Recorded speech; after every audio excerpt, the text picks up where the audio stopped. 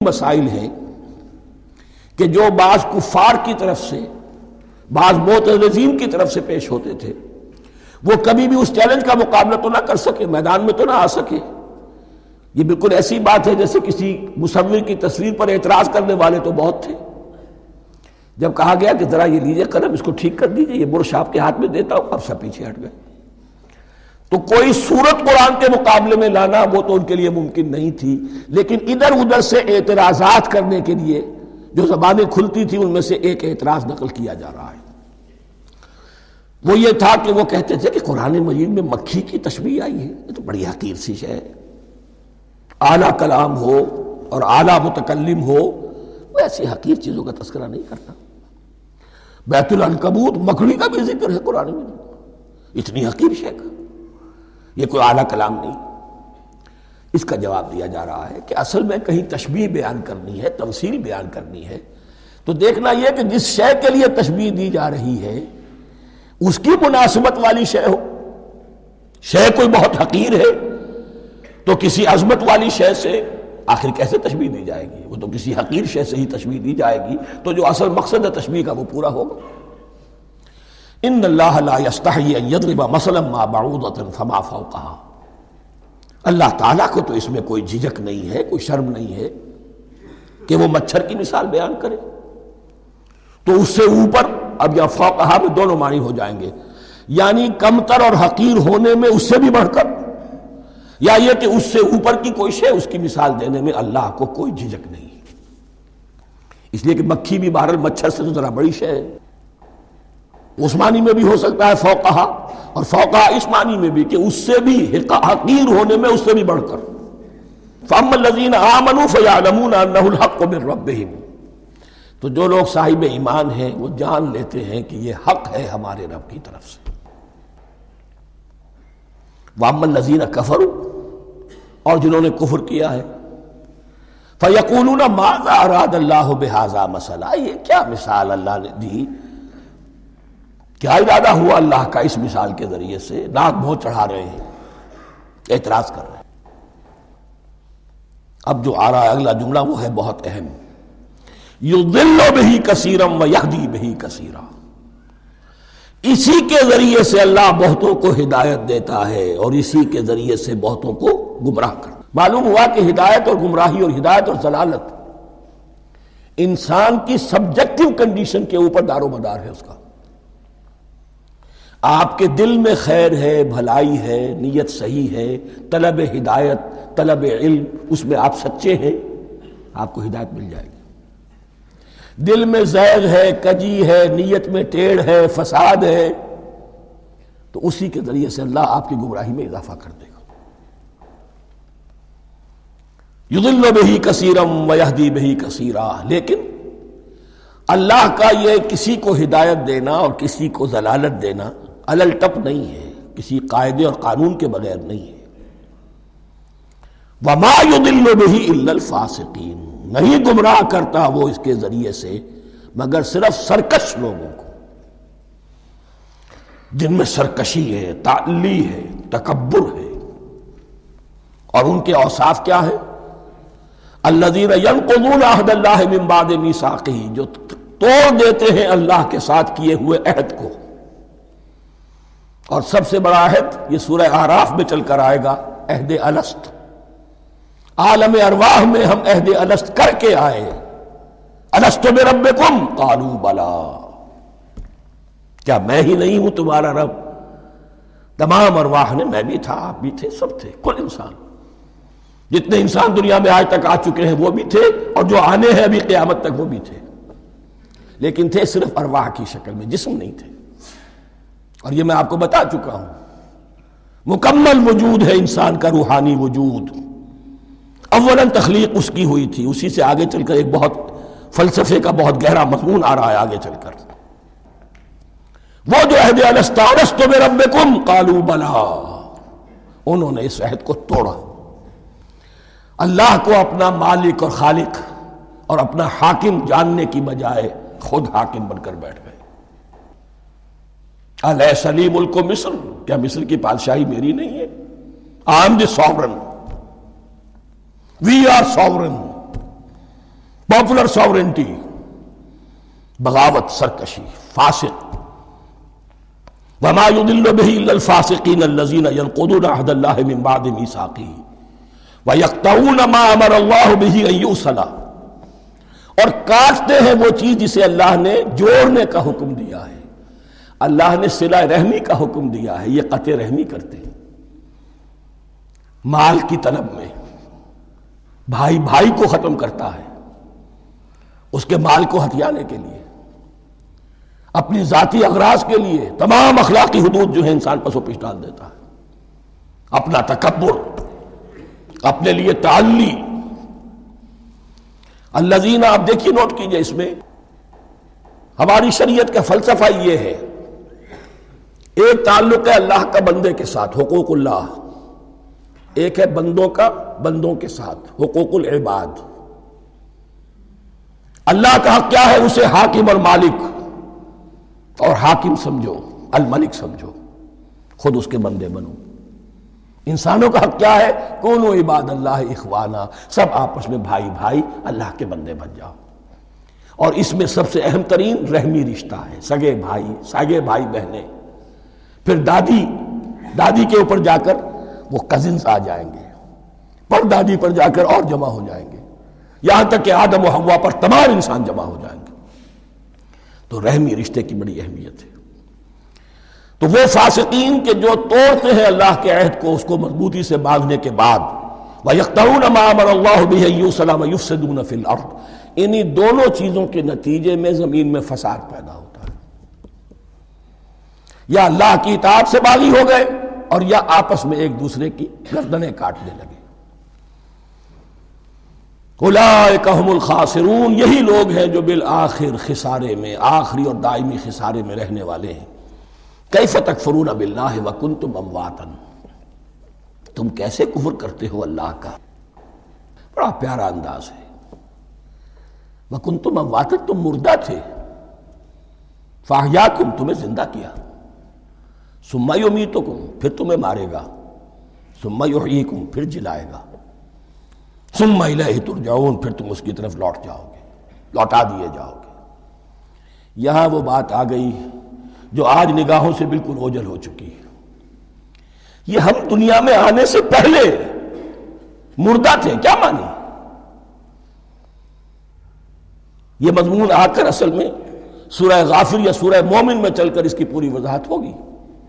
لیکن چونکہ یہاں تذکرہ ہو چکا ہے عہد الست کا، ہماری پہلی تخلیق ہوئی عالم ارواح میں، ارواح کی صورت میں، پھر ہمیں سلا دیا گیا. وہ ہماری پہلی موت تھی. مردہ جو ہے معدوم نہیں ہوتا، مردہ ہوتا ہے، بے جان ہوتا ہے، سویا ہوا ہوتا ہے. اور موت کو اور نیند کو تشبیہ دی گئی ہے. پھر ہمیں اس جسد کے ساتھ یہاں زندہ کیا گیا. پھر موت طاری ہوگی، پھر ہمیں زندہ کیا جائے گا. یہ آیت جیسا کہ میں نے عرض کیا بہت بڑی اور بڑی گہری حکمت اور فلسفہ قرآن کی آیت ہے. کیسے اللہ کا انکار کرتے؟ کنتم اموات، تم مردہ تھے، سوئی ہوئی ارواح کی شکل میں تھے. فاحیاکم، تمہیں جگایا اس جسد کے ساتھ، زندہ کیا. ثم یمیتکم ثم یحییکم، پھر تمہیں مارے گا، پھر جلائے گا. ثم الیہ ترجعون، پھر تم اس کی طرف لوٹا دیے جاؤ گے.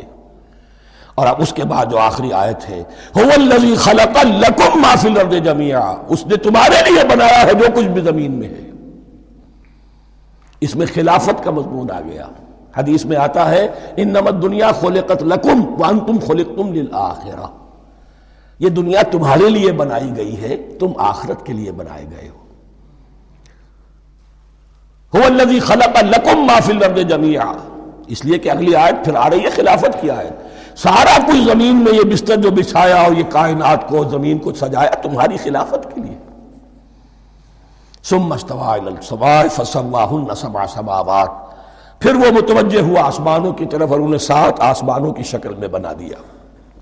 جیسا کہ میں کل عرض کر چکا ہوں، یہ تاحال ابھی یہ آیات متشابہات میں سے ہے. 7 آسمانوں کی کیا حقیقت ہے ہم اس سے ابھی پورے طور سے واقف نہیں. وَهُوَ بِكُلِّ شَيْءٍ عَلِيمٌ، اور اسے ہر شے کا علم حقیقی حاصل ہے. بارک اللہ لی ولکم فی القرآن العظیم ونفعنی وإیاکم بالآیات والذکر الحکیم.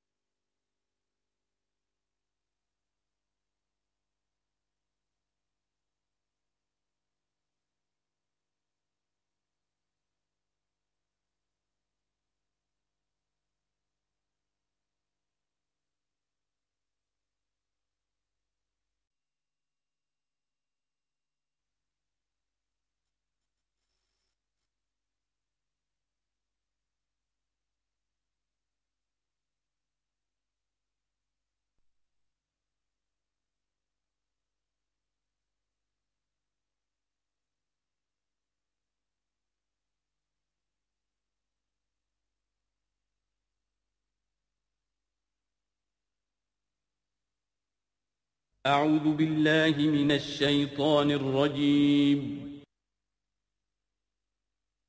بسم اللہ الرحمن الرحیم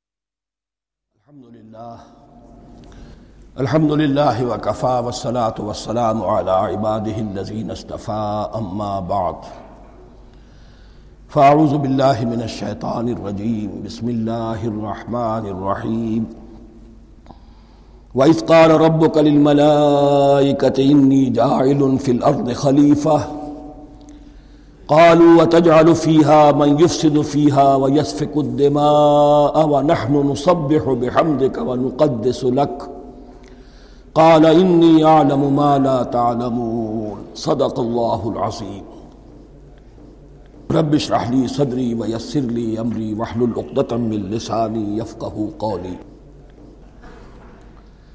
جیسا کہ میں نے عرض کیا تھا، سورہ بقرہ کے پہلے 4 رکوع نہایت اہم ہیں، نہایت جامع ہیں۔ پہلے 2 رکوعوں میں 3 قسم کے انسانوں کی وضاحت کی گئی، 3 قسم کے کردار کے نقشے کھینچ دیے گئے۔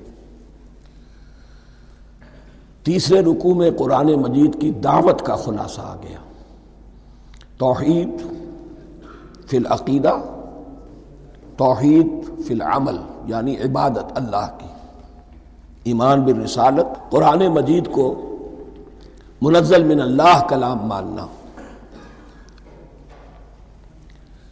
اس میں اگر شک ہے تو جو بھی چیلنج تھا، اگر واقعتاً تمہیں شک ہے، حقیقت میں شک نہیں ہے، لیکن جیسا کہ تم کہہ رہے ہو کہ تمہیں شک ہے تو کوشش کرو اس کے مقابلے کی ایک صورت بنا لاؤ۔ پھر آخرت، جنت اور دوزخ، ان دونوں کا تذکرہ ہو گیا۔ پھر ایک خاص مسئلہ جو قرآن مجید کے اسلوب پر اعتراض کی شکل میں آیا کہ اس میں مچھر جیسی حقیر شے کا بھی تذکرہ ہے، اس کی حکمت بیان کر دی گئی کہ تشبیہ اور تمثیل میں ظاہر بات ہے کہ ممثل لہو اور ممثل بہی میں مناسبت چاہیے۔ جس چیز کے لیے تمثیل بیان کی جا رہی ہے، جس شے سے تمثیل بیان کی جا رہی، ان میں مناسبت ہونی چاہیے، اس میں عظیم یا حقیر کا کوئی سوال نہیں۔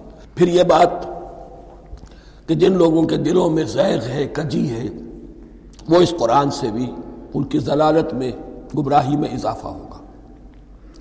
جو لوگ طالب حق ہیں ان کو یہ قرآن مجید ہدایت دے گا، اور کن کو اللہ گمراہ کرتا ہے؟ جو سرکش ہے، جو نمبر 1 اللہ سے جو عہد کر کے دنیا میں آئے تھے اس کی خلاف ورزی کر رہے ہیں اور صلہ رحمی کے بجائے قطع رحمی کرتے ہیں۔ اس کے بعد ایک بہت اہم فلسفیانہ بات آ گئی، اور اسی کے ضمن میں میں نے اصل میں یہ ساری بات دہرائی ہے۔ میں نے کہا تھا کہ یہ بات واضح ہوگی آگے جا کر سورہ غافر میں۔ پھر ذہن میں لائیے کہ جب یہ سورت نازل ہوئی ہے، سورہ غافر نازل ہو چکی تھی، لہذا یہاں اجمالی تذکرہ ہے، وہاں تفصیلی تذکرہ ہے۔ اہل جہنم کا قول نقل ہوا ہے، ربنا امتنا اثنتین واحییتنا اثنتین فاعترفنا بذنوبنا فہل الی خروج من سبیل۔ اے اللہ، تو نے 2 مرتبہ ہم پر موت وارد کی، 2 مرتبہ ہمیں زندہ کیا، اب ہم نے اپنے قصور تسلیم کر لیے، تو اب یہاں سے بھی کوئی اور مرحلہ ہے یا نہیں؟ یہاں سے نکلنے کا بھی کوئی راستہ ہے یا نہیں؟ اس سے حقیقت یہ واضح ہوئی، انسان کی تخلیق اول ہوئی عالم ارواح میں، صرف ارواح کی حیثیت سے، اور حدیث میں آتا ہے الارواح جنود مجندہ، لشکروں کی شکل، تمام انسان۔ ان سے عہد لیا گیا الست بربکم قالوا بلا، پھر سلا دیا گیا ارواح کو۔ یہ گویا کہ پہلی موت تھی جو ہم گزار آئے۔ پھر عالم خلق کا مرحلہ آیا، عالم خلق میں یہ تناسل کے ذریعے سے رحم مادر میں جب ایک جنین تیار ہوتا ہے تو ایک حدیث ہے، حضرت عبداللہ ابن مسعود سے 4 مہینے کا جب جنین ہو جاتا ہے تو اس کے بعد وہ روح لا کر اس میں پھونک دی جاتی ہے. یہ گویا کہ احیاء اولا ہو گیا، پہلی مرتبہ کا زندہ کیا جانا، پہلی موت کی نیند سے جگا دیا گیا. اے تازہ واردان بساط ہوائے دل، اب ہم اس دنیا میں اس جسد کے ساتھ زندہ ہوئے، اب پھر موت آئے گی، جسد یہی چلا جائے گا جہاں سے آیا تھا، روح جہاں سے آئی تھی وہاں واپس جائے گی. ثم یمیتکم ثم یحییکم ثم الیہ ترجعون، پھر تمہیں اللہ کی طرف لوٹا دیا جائے گا. یہ ہے بہت گہرا نقطہ فلسفہ دین کا. اس کے بعد مضمون شروع ہو رہا ہے خلافت کا، جس کا اجمالی جو ہے تذکرہ 3 رکوع کی آخری آیت میں آ گیا. هو الذی خلق لکم ما فی الارض جمیعا، زمین میں جو کچھ ہے اے انسانوں تمہارے لیے پیدا کیا گیا. اسی کے ساتھ جڑتا ہوا مضمون اب خلافت کا آ رہا ہے. وَإِذْ قَالَ رَبُّكَ لِلْمَلَائِكَةِ إِنِّي جَاعِلٌ فِي الْأَرْضِ خَلِيفَةً، اور یاد کرو جب کہ کہا تھا تمہارے رب نے فرشتوں سے میں بنانے والا ہوں زمین میں ایک خلیفہ. اب خلیفہ کی حقیقت کو سمجھیے. خلیفہ کسے کہتے ہیں؟ نائب. عام طور پر لوگوں کو مغالطہ ہوتا ہے کہ خلیفہ جانشین جو ہے وہ تو کسی کے موت کے بعد ہوتا ہے، زندگی میں تو نہیں ہوتا. لیکن یہاں اصل میں ہمارے لیے بہت آسان ہے. انسان کی جو اصل حقیقت ہے اس دنیا میں، اس کو سمجھنے کے لیے یوں سمجھیے کہ ہم آج سے 50 سال پہلے انگریز کے غلام تھے.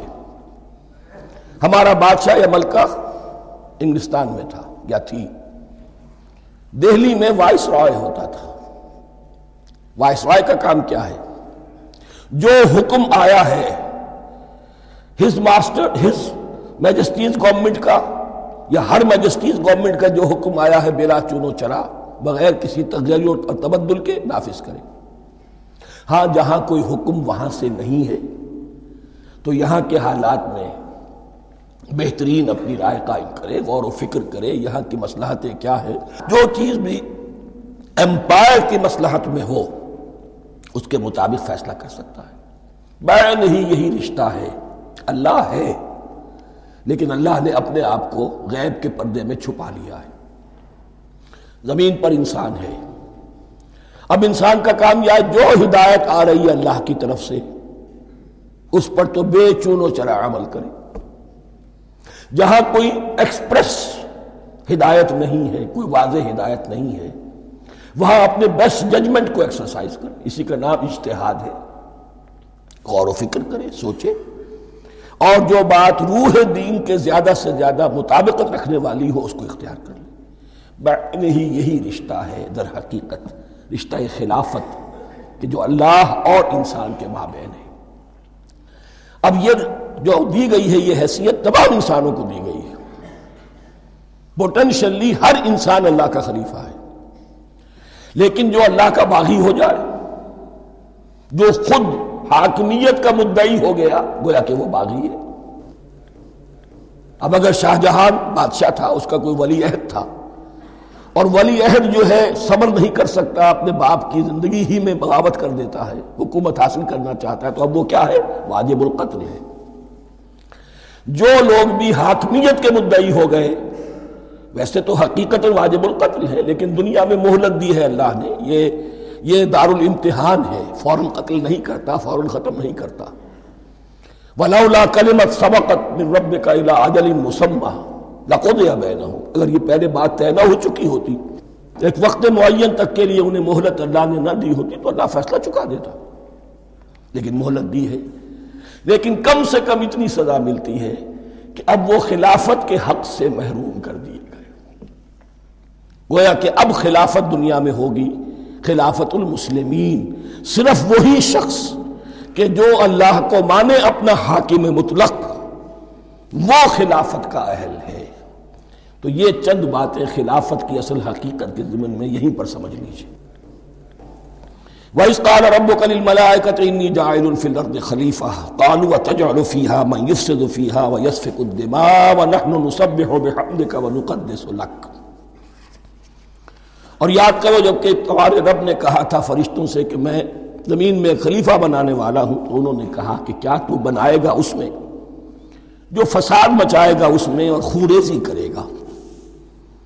وَنَحْنُ نُسَبِّحُ بِحَمْدِكَ وَنُقَدِّسُ لَكَ، ہم آپ کی تسبیح اور تحمید اور آپ کی تقدیس میں لگے ہوئے ہیں۔ قَالَ إِنِّي أَعْلَمُ مَا لَا تَعْلَمُونَ، فرمایا میں جانتا ہوں جو تم نہیں جانتے۔ اب یہاں سوال پیدا ہوتا ہے کہ فرشتوں کو یہ گمان کیسے ہوا، یہ خیال کیسے ہوا؟ دو رائے ہیں اس میں۔ ایک تو یہ کہ انسان کی تخلیق سے پہلے اس دنیا میں جنات تھے، اور انہیں بھی کچھ اللہ نے تھوڑا سا اختیار دیا تھا، اور انہوں نے یہاں فساد مچایا۔ انہی پر قیاس کرتے ہوئے فرشتوں نے سمجھا کہ انسان بھی پھر زمین میں فساد مچائے گا، خوریزی کرے گا۔ ایک دوسری اصولی بات یہ کہی گئی ہے کہ خلافت کا لفظ جب استعمال ہوا تو اس کے معنی ہے کہ کوئی نہ کوئی اختیار بھی ملے گا۔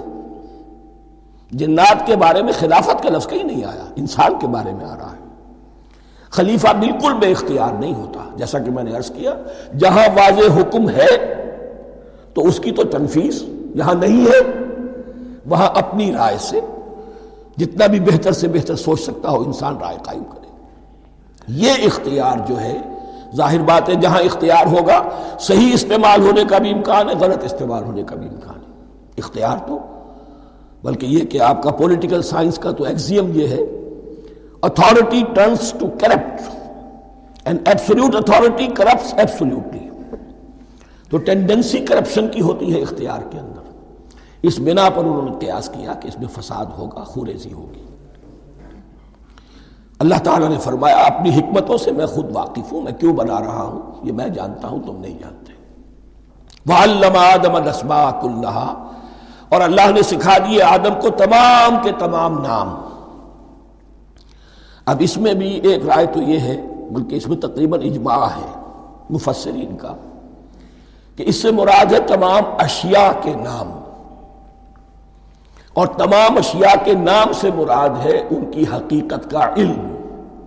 ہیومن نالج جو ہے، اگر آپ اس کا تجزیہ کریں گے تو وہ یہی ہے کہ انسان ایک چیز کو پہچانتا ہے، پھر اس کے لیے ایک نام رکھتا ہے یا کوئی ٹرم اس کے لیے قائم کرتا ہے۔ اس نام یا ٹرم اور اس کے حوالے سے، اصطلاح کے حوالے سے بہت سے حقائق کو اپنے ذہن کے اندر محفوظ کرتا ہے۔ تو گویا کہ ان علمہ آدم الاسماء کلہا، تمام نام سکھا دیے کل مادی کائنات کے اندر جو کچھ وجود میں آنے والا تھا، ان سب کی حقیقت سے پوٹینشلی حضرت آدم کو آگاہ کر دیا۔ یہ پوٹینشل علم ہے، ہیومن نالج، جو ایکوائرڈ نالج ہے، جو انسان کو سم اور بصر اور اپنے اس دماغ کے کمپیوٹر کے ذریعے سے حاصل ہوتا ہے۔ ایک ہے ریویلڈ نالج جو اللہ وحی کے ذریعے سے بھیجتا ہے، ایک ہے ایکوائرڈ نالج، انسان خود علم حاصل کرتا ہے۔ اس نے آنکھوں سے دیکھا، کان سے سنا، نتیجہ نکالا، اور اس کمپیوٹر نے اس کو پروسیس کیا، اس نتیجے کو کہیں میموری کے اندر سٹور کر لیا۔ یہ کمپیوٹر ہے بہت بڑا۔ پھر کچھ اور دیکھا، کچھ اور سنا، کچھ چھو کر معلوم ہوا، کچھ چکھ کر معلوم ہوا، کچھ سونگھ کر معلوم ہوا، کوئی اور نتیجہ نکلا، اسے وہ پاس میموری کے ساتھ اس کو ٹیلی کیا اور نتیجہ نکالا۔ اس طرح رفتہ رفتہ ان السمع والبصر والفؤاد کل اولئک کان عنہ مسئولا، یہ ایکوائرڈ نالج تین چیزوں سے انسان کو حاصل ہو رہا ہے، سماعت، بصارت اور یہ عقل، جو فائدہ اخذ کرتی ہے، جو اس کو پروسیس کرتی ہے، اس تمام جو سینس ڈیٹا اس کو مہیا ہوتا ہے سینس آرگنز کے ذریعے سے۔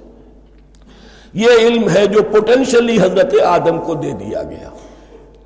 اس کی ایکسفولیشن ہو رہی ہے، اب درجہ بدرجہ وہ علم پھیل رہا ہے، بڑھ رہا ہے، اور بڑھتے بڑھتے کہاں تک پہنچے گا ہم کچھ نہیں کہہ سکتے۔ کہاں سے کہاں پہنچ گیا انسان۔ اس نصف صدی کے اندر علم انسانی میں جو ایکسپلوژن ہوا ہے، میں اور آپ اس کا تصور تک نہیں کر سکتے۔ اکثر بڑے بڑے جو سائنسدان ہیں انہیں تصور نہیں ہے، اس لیے کہ ایک شخص اپنی لائن فزکس کے بارے میں جانتا ہے کیا کچھ ہو گیا، یا فزکس کی بھی کسی شاخ کے بارے میں جانتا ہے، باقی دوسری جو لائن ہے اسے کچھ پتہ نہیں۔ اسپیشلائزیشن کا دور ہے، لہذا جو ایکسپلوژن کہا جائے، دھماکہ ہوا ہے علم کا، اس کا کوئی اندازہ نہیں ہے ہمارے۔ اور کس تیزی کے ساتھ وہ چیز آگے بڑھ رہی ہے، کس تیزی کے ساتھ ایک چیز آج جو ایجاد ہوئی چند دنوں کے اندر اندر اس کے بعد اس کا نیا کوئی ورشن آ جاتا ہے اور یہ چیز جو ہے آبسولیٹ ہو جاتی ہے۔ کمیونیکیشن کے اندر جو انقلاب عظیم برپا ہوا ہے، تو آپ یہ سمجھیے کہ اقبال نے جو شعر کبھی کہا تھا کہ عروج آدم خاکی سے انجم سہمے جاتے ہیں کہ یہ ٹوٹا ہوا تارا مہ کامل نہ بن جائے، اور یہ مہ کامل بنے گا کب؟ جب دجال کی شکل اختیار کرے گا۔ دجال کون ہوگا؟ جو ان تمام قواعد طبیعہ کے اوپر قابو پا لے گا، جب چاہے گا جہاں چاہے گا بارش برسائے گا، رزق کے تمام خزانے اپنے ہاتھ میں لے لے گا، جو اس کے اوپر ایمان لائے گا اسی کو ملے گا، کسی اور کو نہیں ملے گا، اس کی آواز پوری دنیا میں سنائی دے گی، وہ چند دنوں کے اندر پوری دنیا کا چکر لگا لے گا۔ یہ ساری چیزیں جو حدیث میں دجال کے بارے میں آئی ہیں وہ اسی علم آدم ایکوائرڈ نالج کے اس حد کو پہنچ جانا کہ وہ ٹوٹل مسٹریز نیچر کی جو ہے وہ اس پر منکشف ہو جائے اور ان قواعد طبیعہ کو وہ ہارنس کر لے، قابو میں لے آئے اور انہیں استعمال کرے۔ کبھی جب ہمارے کسی بہت 200-300ویں کوئی پیڑھی میں کوئی ہمارے جد امجد ہوں گے جنہوں نے کوئی چٹان دیکھی کہ گری، پتھر پر پتھر ٹکرایا تو آگ اس میں سے شعلہ نکلا، اس کا یہ مشاہدہ کافی ہو گیا آگ پیدا کرنے کے لیے۔ پتھروں کو ٹکراؤ آگ پیدا کر لو، یہ اس دور کی سب سے بڑی ایجاد تھی، آگ، انرجی۔ اب وہ انرجی کہاں سے کہاں پہنچی، وہ آگ نے بھاپ کی شکل اختیار کی، پھر ہم نے بجلی ایجاد کی، اور کب کیا ہے ایٹمک انرجی ہے اور نہ معلوم کیا کیا ہے، واللہ اعلم۔ ان تمام چیزوں کا تعلق ہے خلافت ارضی کے ساتھ، لہذا فرشتوں کو جو بتایا گیا وہ یہ ہے کہ آدم کو علم بھی دیا جا رہا ہے، صرف اختیار ہی نہیں دیا جا رہا، علم دیا جا رہا ہے۔ وَعَلَّمَ آدَمَ الْأَسْمَاءَ كُلَّهَا ثُمَّ عَرَضَهُمْ عَلَى الْمَلَائِكَةِ، پھر ان تمام اشیاء کو پیش کیا فرشتوں کے سامنے۔ فَقَالَ أَنبِئُونِي بِأَسْمَاءِ هَؤُلَاءِ، اور فرمایا کہ مجھے بتاؤ ان چیزوں کے نام، ان کنتم صادقین، اگر تم سچے ہو۔ قالوا سبحانک لا علم لنا الا ما علمتنا، انہوں نے کہا پروردگار تو پاک ہے ہر نقص سے، ہر عیب سے، ہر ضعف سے، ہر احتیاج سے، مبرہ ہے، منزہ ہے، اعلیٰ ہے، ارفع ہے۔ لا علم لنا الا ما علمتنا، ہمیں کوئی علم حاصل نہیں سوائے اس کے جو تو نے ہمیں سکھا دیا ہے۔ اس کی تعبیر یہی بہتر معلوم ہوتی ہے کہ ملائکہ کی حیثیت در حقیقت اس کائناتی جو حکومت ہے اللہ کی آفاقی حکومت، اس کے کارندوں کی ہے، یہ اس کے سول سرونٹس ہیں، تو ہر ایک کو صرف اس کے شعبے کے متعلق علم دیا گیا ہے، علم جامع نہیں ہے، تمام چیزوں کا علم یہ معلوم کرنے کی استعداد ان کے پاس نہیں ہے۔ کوئی فرشتہ فرض کیجئے بارش کے اوپر مامور ہے، کوئی پہاڑوں پر مامور ہے، جس کا ذکر سیرت میں آتا ہے کہ جب طائف میں حضور پر پتھراؤ ہوا ہے تو اس کے بعد ایک فرشتہ حاضر ہوا ہے کہ میں ملک الجبال ہوں، اللہ نے مجھے پہاڑوں پر مامور کیا ہوا ہے، آپ اگر فرمائیں تو جن لوگوں نے آپ کو ستایا ہے، یہ جو طائف جن دو پہاڑوں کے درمیان یہ وادی ہے، ان کو آپس میں ٹکرا دو کہ یہ پس کر اور سرما بن جائے۔ آپ نے فرمایا نہیں، کیا عجب، اللہ تعالیٰ ان کی اگلی نسلوں کو ہدایت دے دے۔ تو فرشتے ہیں، کوئی پہاڑوں پر مامور ہے، کوئی کسی خدمت پر مامور ہے، ان کو علم دیا گیا ہے صرف انہی کی اپنی جو بھی فرائض منصبی ہیں ان کے شعبے سے متعلق، کل نہیں۔ جامعیت جو ہے علم کی وہ ہے کہ جو حضرت آدم علیہ السلام کو پوٹینشلی دے دی گئی اور جو اب بڑھتے بڑھتے ایک بہت جلاور درخت بن چکا۔ سبحانک لا علم لنا الا ما علمتنا انک انت العلیم الحکیم، یقیناً آپ ہی کی ذات ہے جو کل کے کل علم کی حامل ہے اور جس کے اوپر حکمت بھی، جس کی حکمت بھی کامل ہے، باقی تو ہر مخلوق میں سے ہر ایک کا علم ناقص رہے گا۔ العلیم، کل علم کا جاننے والا تو ہی ہے، الحکیم، کل حکمت وہ تو تیرے ہی پاس ہے۔ قال یا آدم انبئہم باسمائہم، اللہ نے فرمایا کہ آدم ان کو بتاؤ ان کے نام۔ فلما انباہم باسمائہم، تو جب انہوں نے بتا دیے ان کو فرشتوں کو ان کے نام. قال الم اقل لکم انی اعلم غیب السماوات والارض. تو اللہ نے فرمایا کہ میں نے کہا نہیں تھا کہ میں جانتا ہوں آسمانوں اور زمین کی تمام غائب چیزوں کو جو تمہاری نگاہوں سے بھی اوجھل ہے. غیب میں ہر شے کا جاننے والا ہوں. عالم ما تبدون وما کنتم تکتمون. اور میں جانتا ہوں جو کچھ تم ظاہر کر رہے تھے اور جو کچھ تم چھپا رہے تھے. چھپانے میں محسوس ہوتا ہے کہ ان کی خواہش یہ تھی کہ خلافت ہمیں ملے. ہم خدام ادب ہیں، ہر وقت تسبیح و تحمید اور تقدیس میں مصروف ہیں، جو حکم ملتا ہے بجا لاتے ہیں. تو یہ خلافت کسی اور مخلوق کو کیوں ملے؟ یہاں صرف یہ اور بتا دوں کہ یہ چونکہ اب ایک تیسری مخلوق کا ذکر بھی بعد میں آئے گا. 3 صاحب تشخص مخلوقات ہیں اللہ کی. صاحب تشخص، صاحب شعور، جن میں کا شعور ہے. انا، میں. ایک ملائکہ ہے، ان کی تخلیق نور سے ہوئی ہے. ایک انسان ہے جن کی تخلیق گارے سے ہوئی ہے. ایک جنات ہیں جن کی تخلیق آگ سے ہوئی ہے. باقی حیوانات ہیں، ان میں شعور تو ہے، خود شعوری نہیں ہے. Self consciousness, there is a world of difference between consciousness and self consciousness. انسان جب دیکھتا ہے تو اس کو یہ بھی معلوم ہے میں دیکھ رہا ہوں. کتا بلہ دیکھتا ہے، اسے یہ اندازہ نہیں ہوتا کہ میں دیکھ رہا ہوں. دیکھنے کا ایک نتیجہ ہے جو نکل آتا ہے، لیکن میں کا وجود نہیں ہے.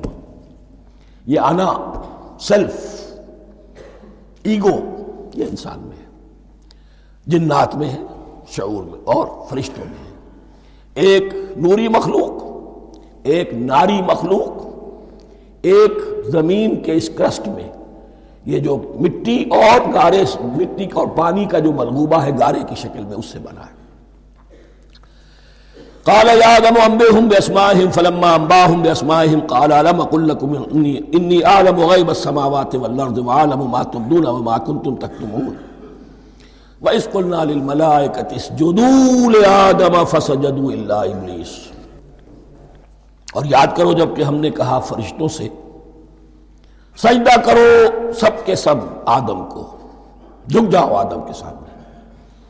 فَسَجَدُوا، ان سب نے سجدہ کیا. الا ابلیس، سوائے ابلیس کے. پہلی بات تو یہ سمجھیے کہ تمام ملائکہ کے سجدے کی ضرورت کیا تھی. کیا یہ صرف تعظیماً تھا؟ اور تعظیماً اگر تھا تو کیا آدم خاکی کی تعظیم تھی یا کسی اور شے کی تعظیم تھی؟ مکی صورتوں میں یہ بات 2 جگہ واضح کی گئی ہے. فَإِذَا سَوَّيْتُهُ وَنَفَخْتُ فِيهِ مِن رُوحِي فَقَعُوا لَهُ سَاجِدِينَ. جب میں اس آدم کی تخلیق مکمل کر لوں اور اس میں اپنی روح میں سے پھونک دوں تب گر پڑنا اس کے سامنے سجدے میں. تعظیم اگر ہے تو آدم خاکی کی نہیں ہے، اس کے اندر جو ڈیوائن ایلیمنٹ ہے، جو ڈیوائن سپارک ہے، جو روح ربانی ہے، میری روح، اس کی ہے. اور نمبر 2، اس کی حکمت کیا ہے، علت کیا ہے، غرض و غایت کیا ہے؟ جیسا کہ میں نے عرض کیا، اس کائنات کی اس حکومت کے کارندے تو وہ ہیں. خلیفہ بنایا جا رہا انسان کو، جب تک یہ ساری سول سروس اس کے تابع نہ ہو خلافت کیسے کرے گا؟ دیکھیے میں جانا چاہتا ہوں، چوری کرنے کے لیے جانا چاہتا ہوں، راستے میں کتنے فیکٹرز ہوں گے، کتنے فزیکل فینومینا ہوں گے. میں چلنا چاہتا ہوں، میں زمین کو دھکیلتا ہوں، زمین مجھے دھکیلتی ہے. زمین مجھے نہ دھکیلے تو میں کیسے چلوں گا؟ یہ پوری کائنات جو ہے، یہ جب ہم کوئی ارادہ کرتے ہیں اور کوئی فیل کرتے ہیں تو اس فیل کے پورے ہونے میں، اس کے ظہور میں نہ معلوم کون کون سے ایلیمنٹس ہیں، کون کون سی فورسز آف دی نیچر ہیں جو ہمارے ساتھ موافقت کرتی ہے تو ہم وہ کام کر سکتے ہیں. اور ان سب پر فرشتے مامور ہیں، ہر ایک کی اپنی ڈومین ہے. اگر وہ تابع نہ ہوں تو خلافت کی کوئی معنی نہیں. خلافت دی گئی ہے، یہ ادھر جانا چاہتا ہے جانے دو، یہ نماز کے لیے مسجد میں جانا چاہتا ہے جانے دو، یہ چوری کے لیے نکلا ہے نکلنے دو. اس لیے کہ اس کو جو اختیار دیا گیا ہے، اس کے اختیار کے استعمال میں یہ تمام جو قوتیں ہیں وہ اس کے ساتھ موافقت کرتی ہیں، تب اس کا کوئی ارادہ وہ اچھا ہو یا برا وہ پایہ تکمیل کو پہنچ سکتا ہے۔ یہ گویا کہ سبارڈینیشن اس کے لیے سمبل کہ تمام فرشتوں کو جھکا دیا گیا۔ البتہ اس آیت میں ایک مغالطہ پیدا ہوتا ہے، الا ابلیس، سوائے ابلیس کے۔ مغالطہ یہ پیدا ہوتا ہے کہ شاید وہ بھی فرشتہ تھا، اس لیے کہ حکم تو فرشتوں کو دیا گیا تھا۔ پھر نوٹ کیجئے اس سے پہلے، بہت پہلے سورہ کہف نازل ہو چکی ہے، اور سورہ کہف میں فرما دیا گیا ہے کان من الجن ففسق عن امر ربی، وہ جن تھا پس اس نے سرکشی کی اپنے رب کے حکم سے۔ فرشتے کی شان یہ نہیں ہے، وہ اللہ کے کسی حکم کی سرتابی نہیں کرتا۔ لا یعصون اللہ ما امرہم ویفعلون ما یؤمرون، وہ اللہ کے کسی حکم کی نافرمانی نہیں کرتے اور جو حکم ملتا ہے بجا لاتے۔ یہ جنات کے اندر اختیار تھا، جیسے اختیار انسانوں کو دیا گیا ہے۔ جنات میں نیک بھی ہیں، بد بھی ہیں، اعلیٰ بھی ہیں، ادنا بھی ہیں، جیسے انسانوں میں۔ لیکن یہ عزازیل جو جن تھا، علم اور عبادت دونوں کے اعتبار سے بہت بلند ہو گیا تھا، اور یہ فرشتوں کا یوں سمجھیے کہ ہم نشین، فرشتوں کے ساتھ اس طور سے شامل، جیسے بہت سے انسان بھی اگر اپنی بندگی میں، زہد میں، عبادت میں، نیکی میں ترقی کریں تو ان کا ملائے اعلیٰ کے ساتھ، عالم ارواح کے ساتھ، عالم ملائکہ کے ساتھ ایک رابطہ قائم ہوتا ہے۔ اسی طریقے سے وہ جو عزازیل تھا، جن ہونے کے باوجود اپنی نیکی، عبادت، پارسائی اور اپنے علم میں فرشتوں سے بہت آگے تھا، اس لیے معلم الملکوت کی شکل اختیار کر چکا تھا۔ اس کو اپنی زوم تھا۔ یہ بات جیسا کہ میں نے عرض کیا 7 مرتبہ قرآن میں یہ بات آئی ہے، قصہ ابلیس و آدم، کہ فرشتوں کو حکم ہوا کہ سجدہ کرو، سب جھک گئے، ابلیس نے سجدے سے انکار کر دیا 7 مرتبہ۔ یہ 7ویں مرتبہ ہے جو ہم پڑھ رہے ہیں، مصحف میں پہلی مرتبہ آ رہا ہے، ترتیب نزول میں 7ویں مرتبہ آ رہا ہے۔ یہ آدم و ابلیس کا قصہ اس سے آگے سورہ اعراف میں آئے گا، پھر سورہ ہجر میں آئے گا، سورہ بنی اسرائیل میں آئے گا، سورہ کہف میں آئے گا، سورہ طٰہٰ میں آئے گا، سورہ صاد میں آئے گا۔ 6 مرتبہ مکی قرآن میں، 1 مرتبہ یہاں۔ تو یہاں اشارہ نہیں کیا، اس لیے مغالطہ ہو سکتا ہے، لیکن یہ کہ سورہ کہف میں آپ کو بتا چکا ہوں کان من الجن ففسق عن امر ربی، اس نے اپنے رب کے حکم سے سرتابی۔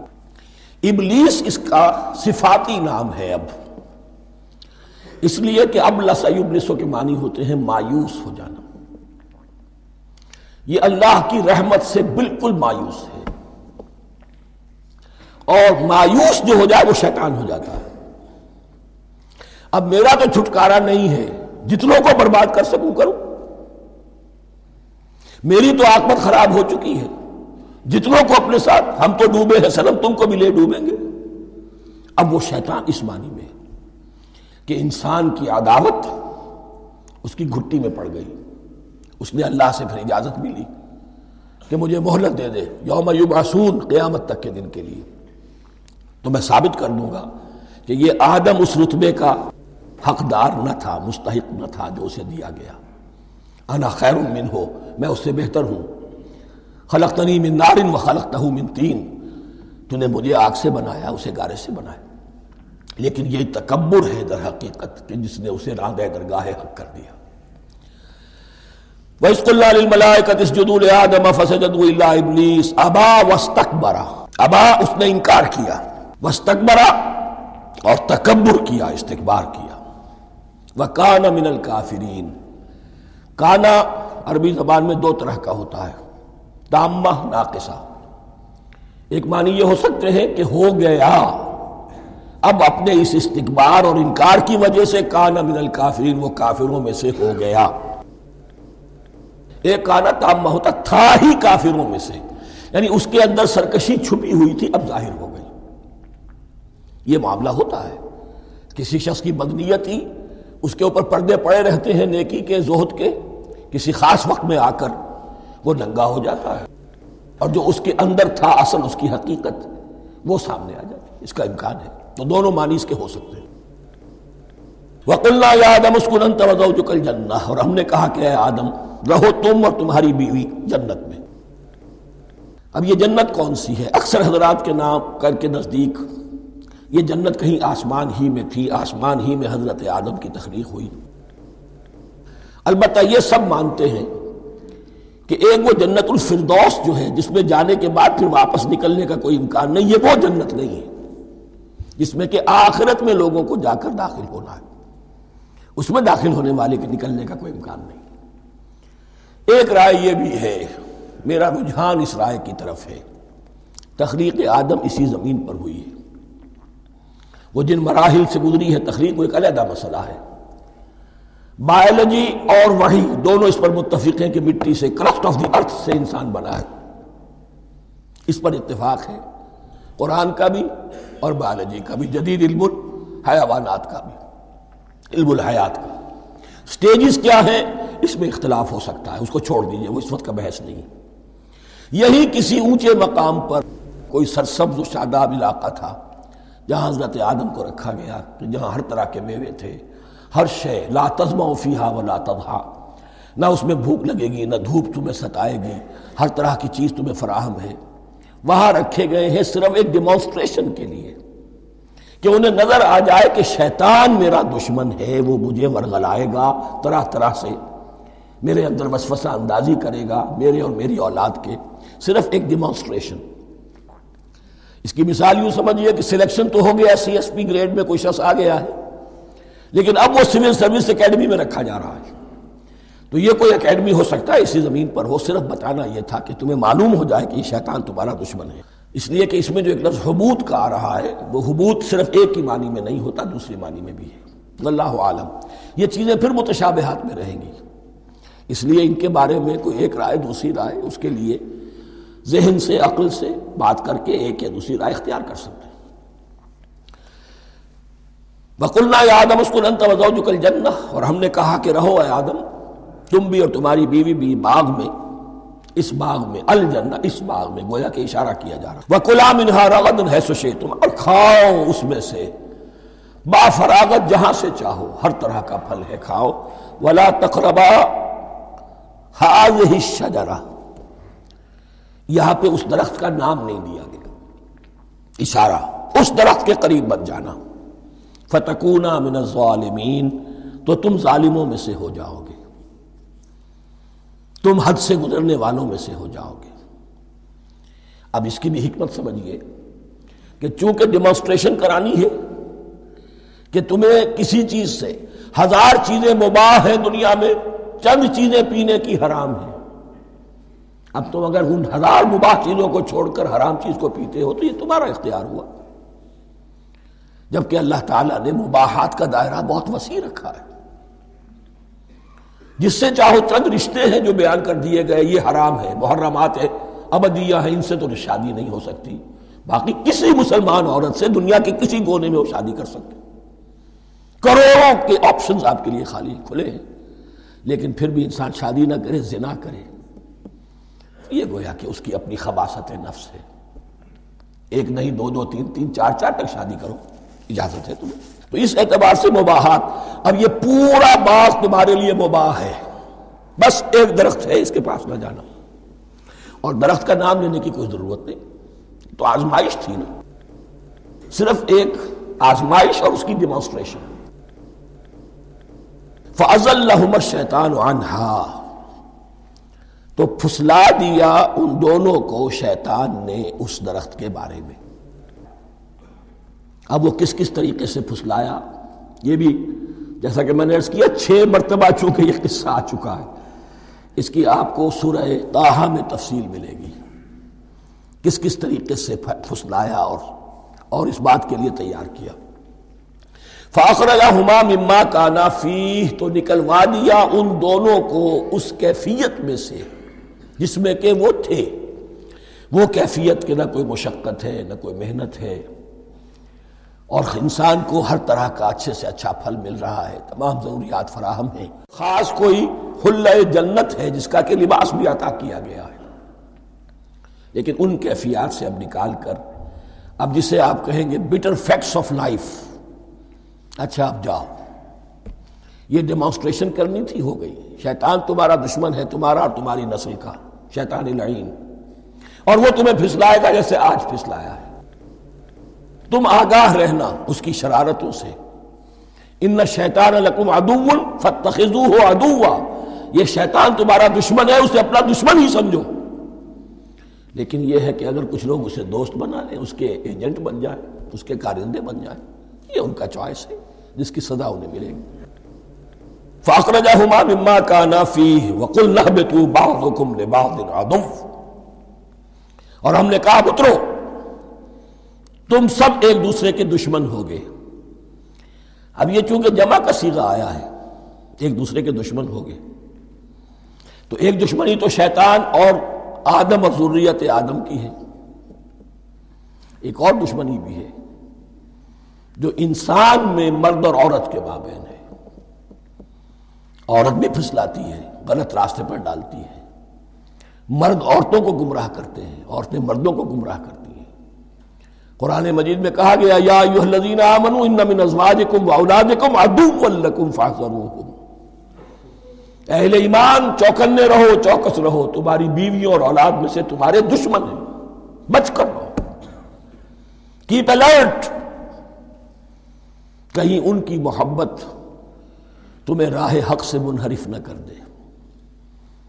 تم ایک اچھا کام کرنا چاہتے ہو، بیوی رکاوٹ بن گئی، بیوی کو اچھا کام کرنا چاہتی، شوہر رکاوٹ بن گیا، تو یہ محبت نہیں ہے، یہ عداوت ہے۔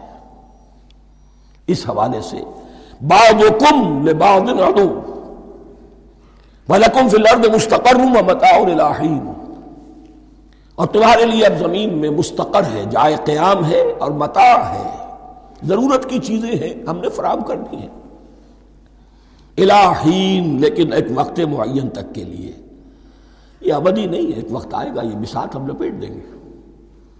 یوم نطوی السماء کطی السجل للکتب، جس دن کہ ہم تمام فضاؤں کو اور تمام خلاؤں کو، تمام آسمانوں کو اس طرح لپیٹ لیں گے جیسے کتابوں کا طومار لپیٹ لیا جاتا ہے۔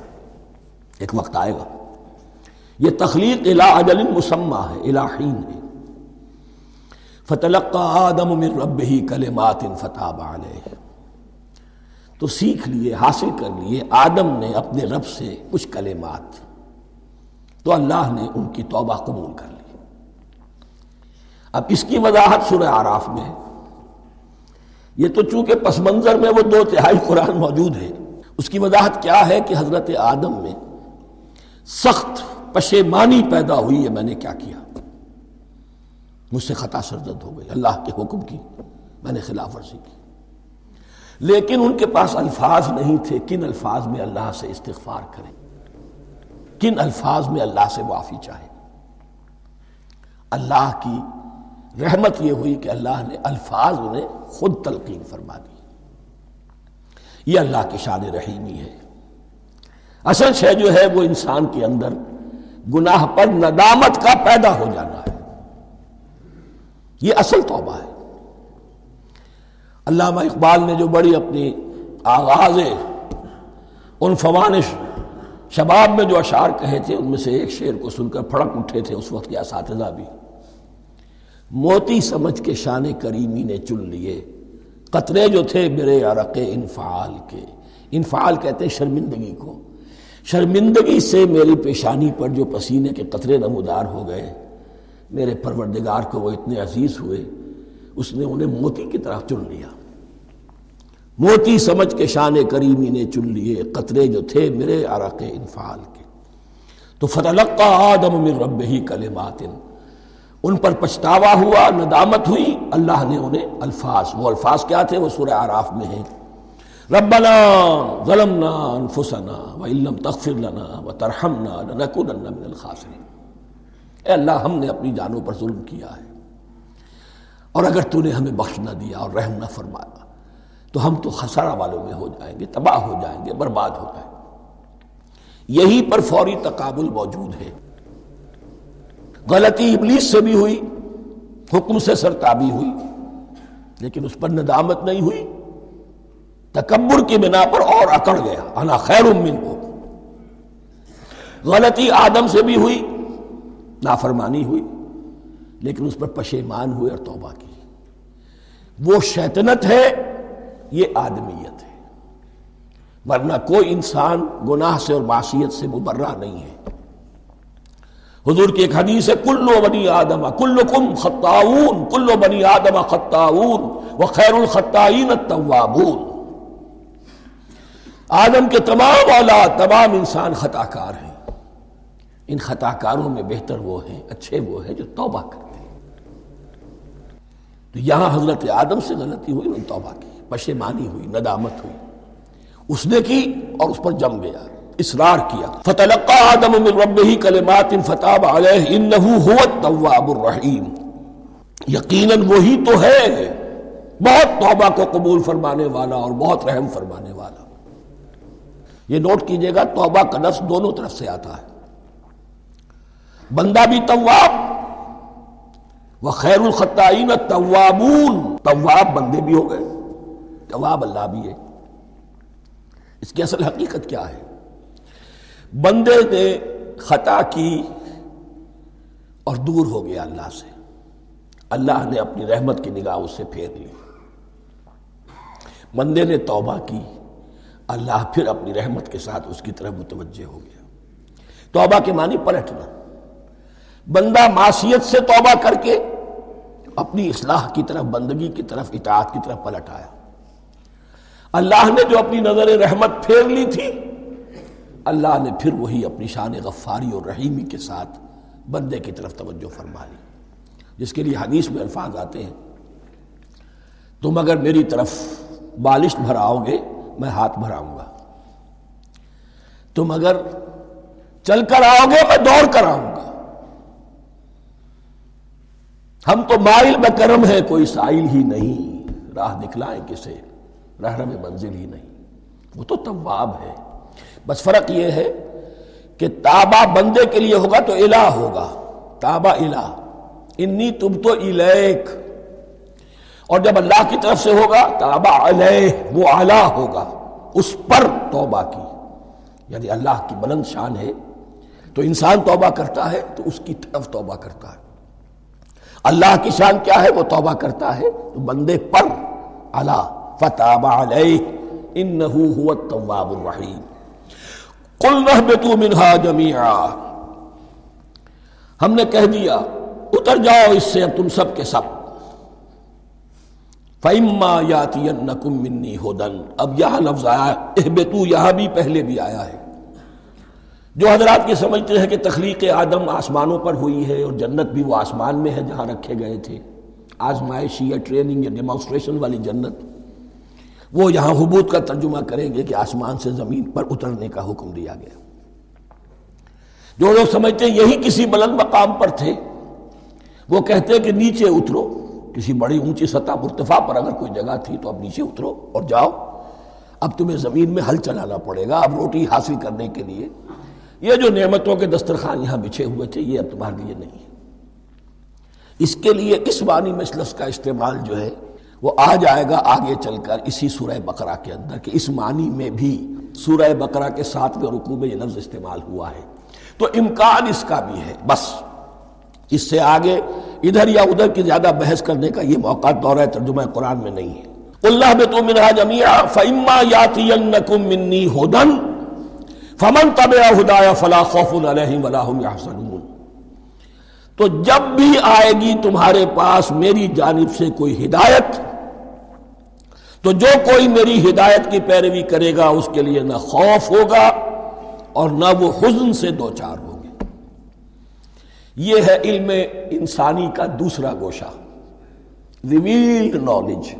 اس چوتھے رکوع کی جو حسن ہے اسے دیکھیے، شروع میں ایکوائرڈ نالج کا ذکر ہے جو پوٹینشلی حضرت آدم کی ذات میں رکھ دیا گیا، اور جو انسان نے پھر اپنی محنت سے ان السمع والبصر والفؤاد اس کے ذریعے سے آگے بڑھایا۔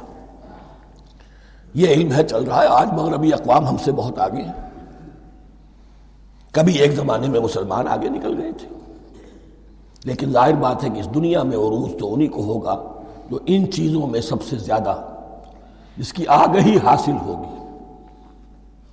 البتہ ایک علم وہ ہے جو آسمان سے نازل ہوتا ہے، یہ گیون ہے، ریویلڈ نالج ہے، یہ وحی ہے۔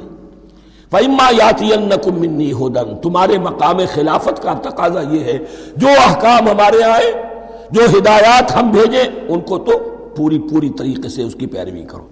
فَمَن تَبِعَ ہدایہ، تو جو کوئی بھی میری ہدایت کی پیروی کرے گا، فَلَا خَوْفٌ عَلَيْهِمْ وَلَا هُمْ يَحْزَنُونَ وَالَّذِينَ كَفَرُوا، اور جو ناشکری کریں گے، کفر کریں گے، انکار کریں گے، وَكَذَّبُوا بِآيَاتِنَا، اور ہماری آیات کو جھٹلائیں گے، فَأُولَٰئِكَ أَصْحَابُ النَّارِ هُمْ فِيهَا خَالِدُونَ، تو وہ جہنمی ہوں گے، آگ والے ہوں گے، اس میں ہمیشہ ہمیشہ رہیں گے۔ یہ ہے گویا کہ چارٹر، اس نوع انسانی کو جو ابدی چارٹر اللہ نے دیا ہے، جبکہ زمین کا چارج دے دیا گیا خلیفہ کی حیثیت سے۔ یہاں یہ 4 رکوع جو ہے سورہ بقرہ کے، جو میں نے عرض کیا تھا، قرآن کی دعوت، قرآن کا بنیادی فلسفہ، اس پر یہ جام ہے، اور یہ مکی صورتوں کے مضامین کا خلاصہ۔ اب یہاں سے شروع ہو رہا ہے 5ویں رکوع سے مسلسل 10 رکوع، مسلسل خطاب ہے بنی اسرائیل سے۔ البتہ ان میں ایک تقسیم ہے، پہلے رکوع میں دعوت ہے۔ دعوت جب ہوتی ہے تو آمادہ کرنا، تشویق، ترغیب، دلجوئی، نرمی، یہ دعوت کے اجزاء لا ينفک ہیں، اس کے بغیر دعوت مؤثر نہیں ہوتی۔ لہذا ان 7 آیات میں یہ یوں سمجھیے کہ ان 10 رکوعوں کے لیے یہ بمنزلہ فاتحہ ہے، جیسے سورہ فاتحہ 7 آیتوں کی، ایسے ہی اس دعوت سابقہ امت مسلمہ کو دعوت دی جا رہی ہے۔ تو کس طرح دی جا رہی ہے؟ یہ کون تھے؟ یہ بھی مسلمان ہی تو تھے نا، کافر تو ہو گئے حضور کا انکار کر کے، ورنہ وہ موسیٰ کے ماننے والے، شریعت ان کے پاس، بڑے بڑے علماء ان میں، علم کا چرچا ان میں، سب کچھ تھا، ان کو دعوت دی جا رہی ہے۔ لیکن میں اس لیے آپ کو چاہتا ہوں، اس کو توجہ دلا رہا ہوں، آج اگر مسلمانوں میں جو غافل ہو گئے، اپنی حقیقت کو بھول گئے، اپنے فرض منصبی سے غافل ہو گئے، دنیا کے اور قوموں کی طرح کی ایک قوم بن کر رہ گئے، اگر کوئی ایک داعی گروہ کھڑا ہو، کوئی جماعت، کوئی فرد، اور اس سے جماعت بنے، تو ظاہر بات ہے سب سے پہلے اسے اسی امت کو دعوت دینی ہوگی، اس لیے کہ دنیا تو اسلام کو پہچانے گی اس امت کے حوالے سے۔ فزیشن ہیل تھائی سیلف، پہلے یہ تو ٹھیک ہو، یہ کہیں پر صحیح اسلام کا نمونہ پیش کرے تو دنیا کو دعوت دے سکو گے، آؤ دیکھو یہ ہے اسلام۔ اس لیے ان کو جو دعوت دینے کا اسلوب ہونا چاہیے وہ عکس ہوگا اس اسلوب کا جو ان 7 آیات میں ہمارے سامنے آ رہا ہے۔ یا بنی اسرائیل اذکروا نعمتی التی انعمت علیکم، اے بنی اسرائیل، اسرائیل کو سمجھ لیجئے یہ مرکب لفظ ہے، اسر اسی سے اسیر بنا ہے، اسیر جو کسی کا قیدی ہوتا ہے، ایل عبرانی میں اللہ کے لیے ہے، اور اسرائیل کا ترجمہ ہے عبداللہ، اللہ کا غلام، اللہ کے ساتھ بندھا ہوا اس کی اطاعت کے قلاتے کے اندر۔ تو یہ اسرائیل یہ لقب ہے حضرت یعقوب علیہ السلام کا، ان کے 12 بیٹے تھے، 12 بیٹوں سے جو نسل چلی وہ بنی اسرائیل ہے، انہی میں حضرت موسیٰ کی بعثت ہوئی اور تورات انہیں دی گئی، پھر یہ ایک بہت بڑی امت بنے۔ ان پر 4 ادوار آ چکے تھے قرآن مجید کے نزول کے وقت، 2 مرتبہ اللہ کی رحمت کی بارشیں ہوئیں، انہیں عروج نصیب ہوا، 2 مرتبہ ان کو دنیا پرستی، شہوت پرستی، اللہ کے احکام کو پس و پیش ڈال دینے کی سزا میں عذاب کے کوڑے ان پر برسے۔ اس کا ذکر آئے گا سورہ بنی اسرائیل کے پہلے رکوع میں۔ اس وقت جب کہ قرآن نازل ہو رہا ہے، اس وقت وہ اپنے اس زوال کے دور میں تھے۔ حال یہ تھا کہ حضور صلی اللہ علیہ وسلم کی بعثت سے پہلے ہی 2nd ٹیمپل بھی شہید کیا جا چکا تھا، گرایا جا چکا تھا۔ حضرت سلیمان نے جو بنایا تھا ہیکل سلیمانی، جس کو یہ فرسٹ ٹیمپل کہتے ہیں، اسے نیبوکدنضر نے گرا دیا تھا حضرت مسیح سے بھی کئی سو سال پہلے۔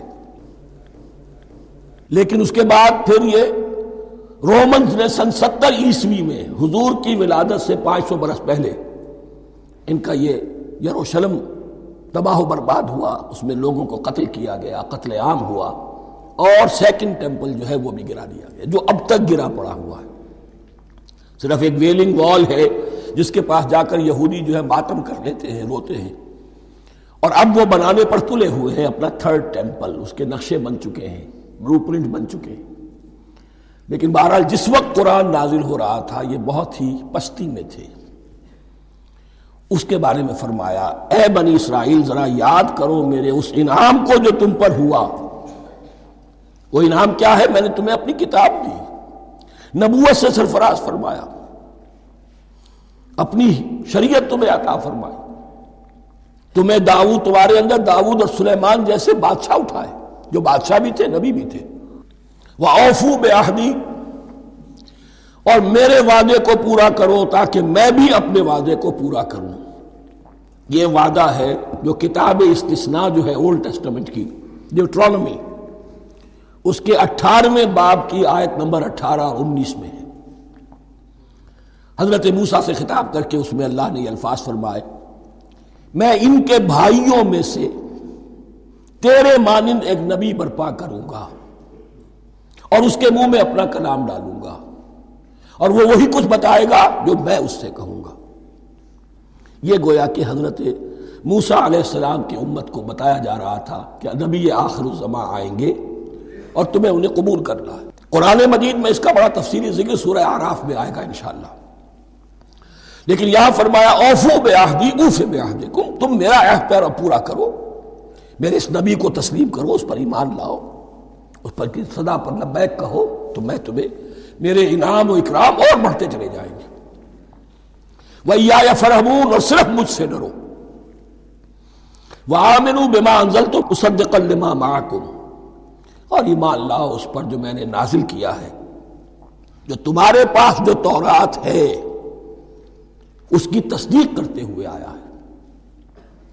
اس کے دو معنی ہے، ایک تو قرآن تصدیق کرتا ہے تورات کی اور انجیل کی، فیہا ہدی و نور، فیہ ہدی و نور، اور دوسرے یہ کہ قرآن اور محمد صلی اللہ علیہ وسلم ان پیشین گوئیوں کے مصداق بن کر آئے ہیں جو تورات میں تھی، ورنہ وہ پیشین گوئیاں جھوٹی ثابت ہوتی۔ ان کے مصداق کون ہے؟ قرآن اور محمد صلی اللہ علیہ وسلم، یہ دونوں معنی اس کے ہیں۔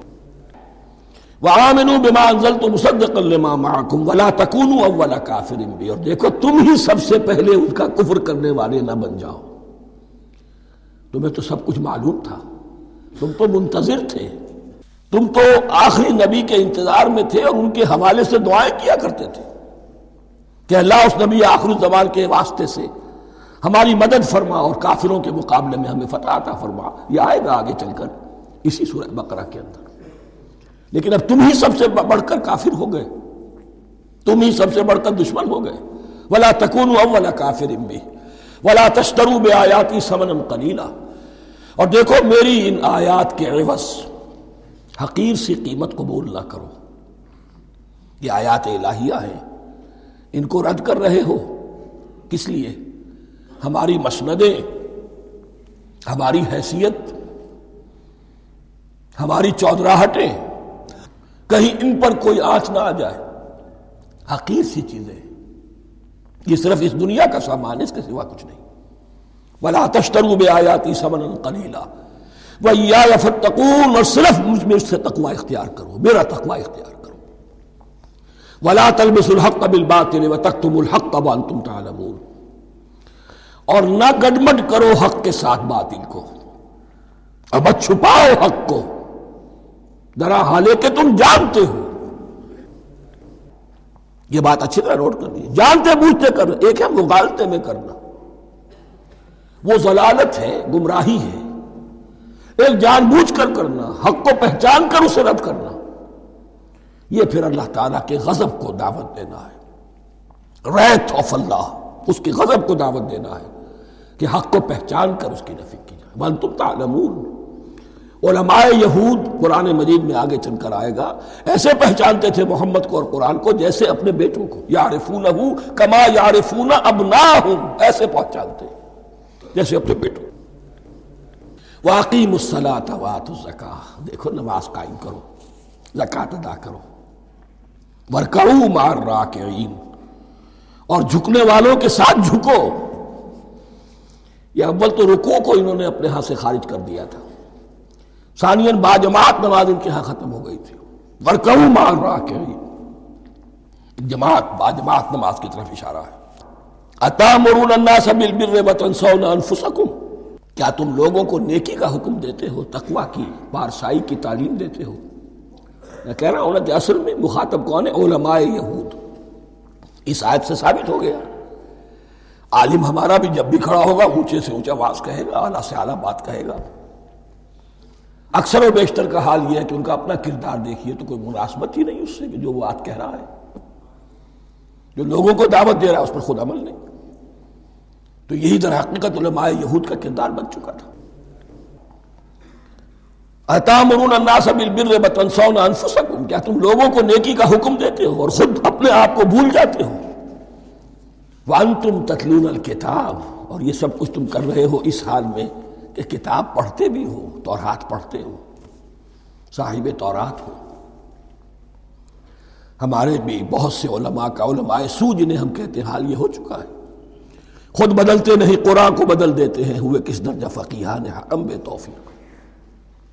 جو صورتحال ہے صرف قرآن کا متن بچا ہوا ہے، اس کے مفہوم میں، اس کی تفسیر میں، اس کے ترجمے میں تو تحریفیں موجود ہیں، بڑی بڑی تحریفیں موجود ہیں، متن بچا ہوا ہے، وہ اس لیے کہ اللہ تعالیٰ نے اس کی حفاظت کا ذمہ لیا ہے۔ وَاسْتَعِینُوا بِالصَّبْرِ وَالصَّلَاةِ، اور مدد حاصل کرو دو چیزوں سے، صبر اور نماز۔ یہ صبر کا لفظ یہاں پر بہت قیمتی ہے، بہت بامانی ہے۔ علماء سو کیوں وجود میں آتے ہیں؟ جب وہ دنیا کے کتے بن جائیں گے تو وہ دین کو بدنام کرنے والے ہوں گے۔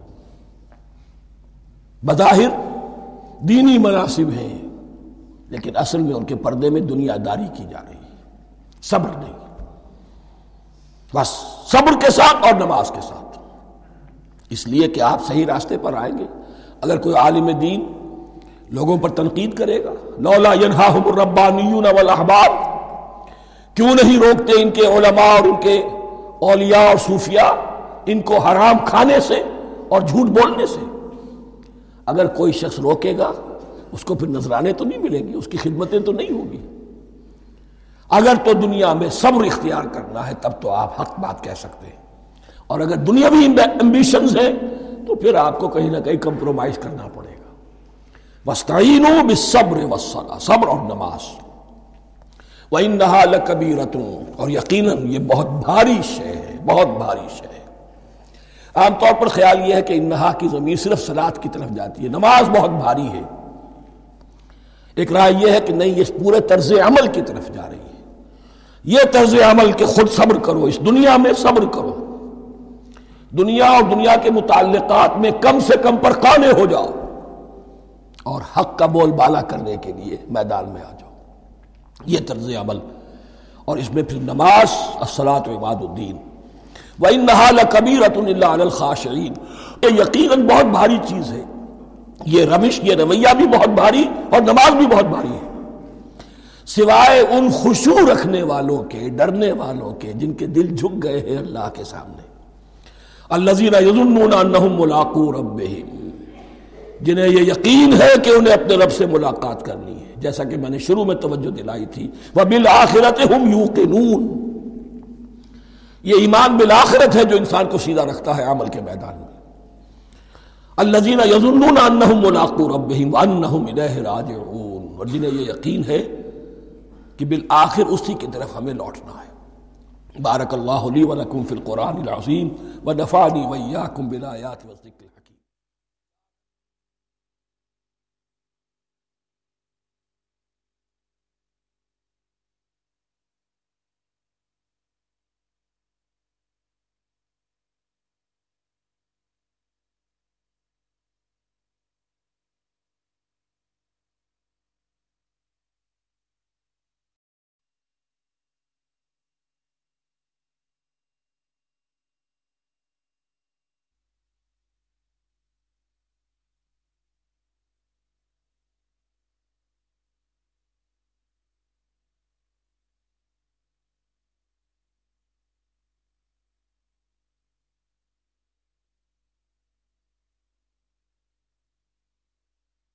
أعوذ بالله من الشيطان الرجيم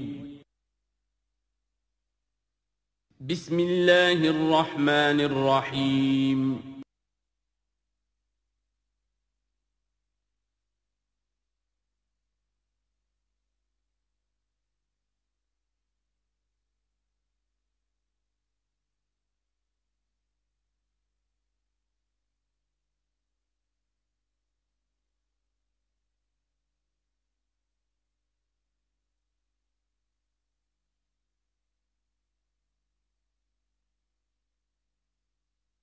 بسم اللہ الرحمن الرحیم یا بنی اسرائیل اذکروا نعمتی التی انعمت علیکم وانی فضلتکم علی العالمین واتقوا یوما لا تجزی نفس عن نفس شیئا ولا يقبل منها شفاعة ولا یؤخذ منها عدل ولا هم ينصرون صدق اللہ العظیم رب اشرح لی صدری ویسر لی امری واحلل عقدۃ من لسانی یفقہوا قولی۔ جیسا کہ میں نے عرض کیا تھا، سورہ بقرہ کے 5ویں رکوع سے اور 14ویں رکوع تک تو مسلسل، بلکہ 15ویں رکوع کی بھی پہلی 2 آیات شامل کرنی ہوں گی۔ یہ 10 رکوعوں سے 2 آیات زائد ہیں کہ جن میں خطاب کل کا کل بنی اسرائیل سے ہے۔ البتہ اس میں یہ فرق ہے کہ پہلا رکوع جو ہے وہ ان کو دعوت پر مشتمل ہے، نبی اکرم صلی اللہ علیہ وسلم پر ایمان لانے کی پرزور دعوت۔ بقیہ یہ 9 رکوع جو ہیں یہ ان پر فرد قرارداد جرم ہے جو عائد کی جا رہی ہے۔ ہم نے تمہارے ساتھ یہ احسان و اکرام کیا، تم پر یہ فضل کیا، یہ کرم کیا، تمہیں یہ حیثیت دی، تمہیں یہ مقام دیا، تم نے اس طور سے اپنے اس مشن کی خلاف ورزی کی، اپنے مقام اور مرتبے کو چھوڑ کر اور دنیا پرستی اختیار کی۔ یہ جو 9 رکوع ہیں ان میں بنی اسرائیل کی تاریخ کا تو یوں سمجھیے کہ ایک بہت بڑا حصہ اور نمایاں اس کے فیچرز آئیں گے، لیکن یہ سمجھ لیجئے کہ اصل میں یہ امت مسلمہ کو بھی ایک پیشگی تنبیہ ہے کہ کوئی مسلمان امت جب بگڑتی ہے تو یہ چیزیں اس میں آ جاتی ہیں۔ چنانچہ احادیث موجود ہیں حضور کی، لَيَأْتِيَنَّ عَلَىٰ أُمَّتِي مَا أَتَىٰ عَلَىٰ بَنِي إِسْرَائِيلَ حَزْوَ النَّعْلِ بِالنَّعْلِ، میری امت پر بھی وہ سب حالات وارد ہوں گے جو بنی اسرائیل پر آئے، بالکل ایسے جیسے ایک جوتی دوسری جوتی سے مشابہ ہوتی۔ ایک اور حدیث میں فرمایا لَتَتَّبِعُنَّ سُنَنَ مَنْ قَبْلِكُمْ، تم لازماً اپنے سے پہلوں کی پیروی کرو گے۔ اور اس میں اس حد تک بھی آپ نے وضاحت کر دی کہ اگر وہ سابق امت مسلمہ، سابق امت، اگر وہ گوہ کے بل میں گھسی تھی تم بھی گھسو گے، اور اگر ان میں کوئی بدبخت ایسا اٹھا جس نے اپنی ماں سے زنا کیا تو تم میں سے بھی کوئی شقی ایسا ضرور اٹھے گا جو یہ حرکت کرے گا۔ اس اعتبار سے ان رکوعوں کو پڑھتے ہوئے یہ نہ سمجھیے یہ اگلوں کی داستان ہے، پچھلوں کی کہانیاں ہیں، نہیں۔ خوش طرح باشد کے سر دل براں، گفت آیت در حدیث دیگراں، یہ ہمارے لیے ایک آئینہ ہے اور ہمیں ہر مرحلے پر سوچنا ہوگا، دروں بینی کرنی ہوگی، انٹروسپیکشن، کہ کہیں اسی گمراہی میں ہم مبتلا تو نہیں، دیکھتے جائیے گا۔ دوسرا نقطہ پہلے سے یہ سمجھ لیجئے، یہ جو 2 آیتیں میں نے 6 رکوع کی تلاوت کی ہیں، بعین ہی یہی 2 آیتیں 15ویں رکوع میں آئیں گی، اور اس کو یوں سمجھیے کہ یہ 2 بریکٹس ہیں، 9 رکوعوں کا مضمون ان 2 بریکٹس کے درمیان ہے۔ یہ 2 آیتیں یہاں سے بریکٹ شروع ہو رہی ہیں، وہ 2 آیتیں ان پر بریکٹ ختم ہو رہی ہیں، بعین ہی وہی آیات۔ ایک آیت میں تو شوشے کا بھی فرق نہیں، دوسری آیت میں صرف ترتیب بدلی ہے، مضمون وہی ہے۔ اس کے مابین جو کچھ ہے، اس سے باہر یہ جو 5واں رکوع تھا، اس کے مضامین گویا کہ ضرب کھا رہے ہیں بریکٹ کے اندر کے سارے مضامین سے۔ یہ حساب کا بہت ہی عام فہم سا قاعدہ ہے، بریکٹ کے باہر کوئی رقم لکھی ہوئی ہے جس کے بعد کوئی زبر، کوئی جمع یا تفریق اگر نہیں ہے تو وہ ضرب کھائے گی، بریکٹ کے اندر جتنی بھی ویلیوز ہیں ان کے ساتھ ضرب کھائے گی۔ تو گویا کہ ہر قدم پر حضور پر دعوت، ایمان لانے کی دعوت اس پورے معاملے میں موجود ہے، اس لیے کہ اس میں بعض آیتیں ایسی آ گئی ہیں، ایک زیادہ نمایاں ایک کم نمایاں، جن سے کچھ لوگوں کو بھگالتا ہوا یا کچھ لوگوں نے فتنہ پیدا کیا جان بوجھ کر۔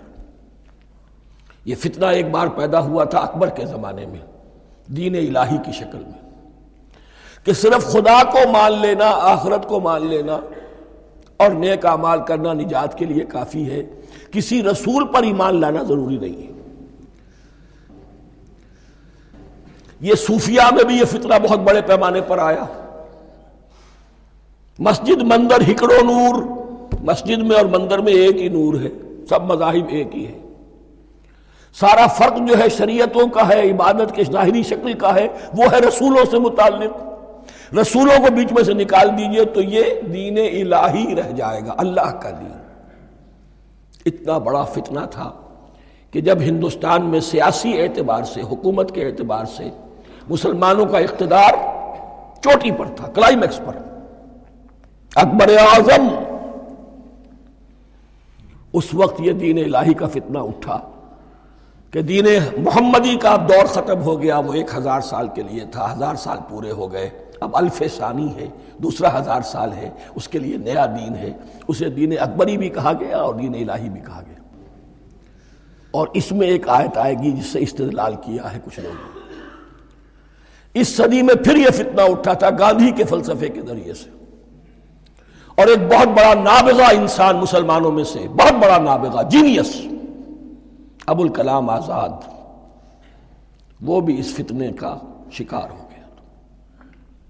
متحدہ قومیت، چنانچہ گاندھی اپنی پرارتھنا میں کچھ قرآن کی تلاوت بھی کراتا تھا، کچھ گیتا بھی پڑھواتا تھا، کچھ اپنشدوں سے، کچھ بائبل سے، کچھ گرو گرنتھ سے، معلوم ہو یہ سب ٹھیک ہے، سب ایک ہے، سب لوگوں کو ایک ہونا چاہیے، ایک قوم ہونا چاہیے، مذہب تو انفرادی معاملہ ہے، کوئی مسجد میں چلا جائے، کوئی مندر میں چلا جائے، گردوارے میں چلا جائے، کوئی چرچ میں چلا جائے، کوئی سینیگاگ میں چلا جائے، کیا فرق واقع ہوتا ہے؟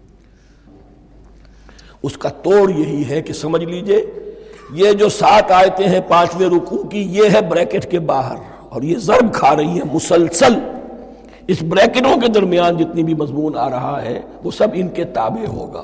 گویا کہ جہاں تک حضور پر ایمان لانے کا معاملہ ہے وہ انڈرسٹوڈ سمجھا جائے گا، مقدر سمجھا جائے گا ہر مرحلے پر ان 2 بریکٹوں کے مابین۔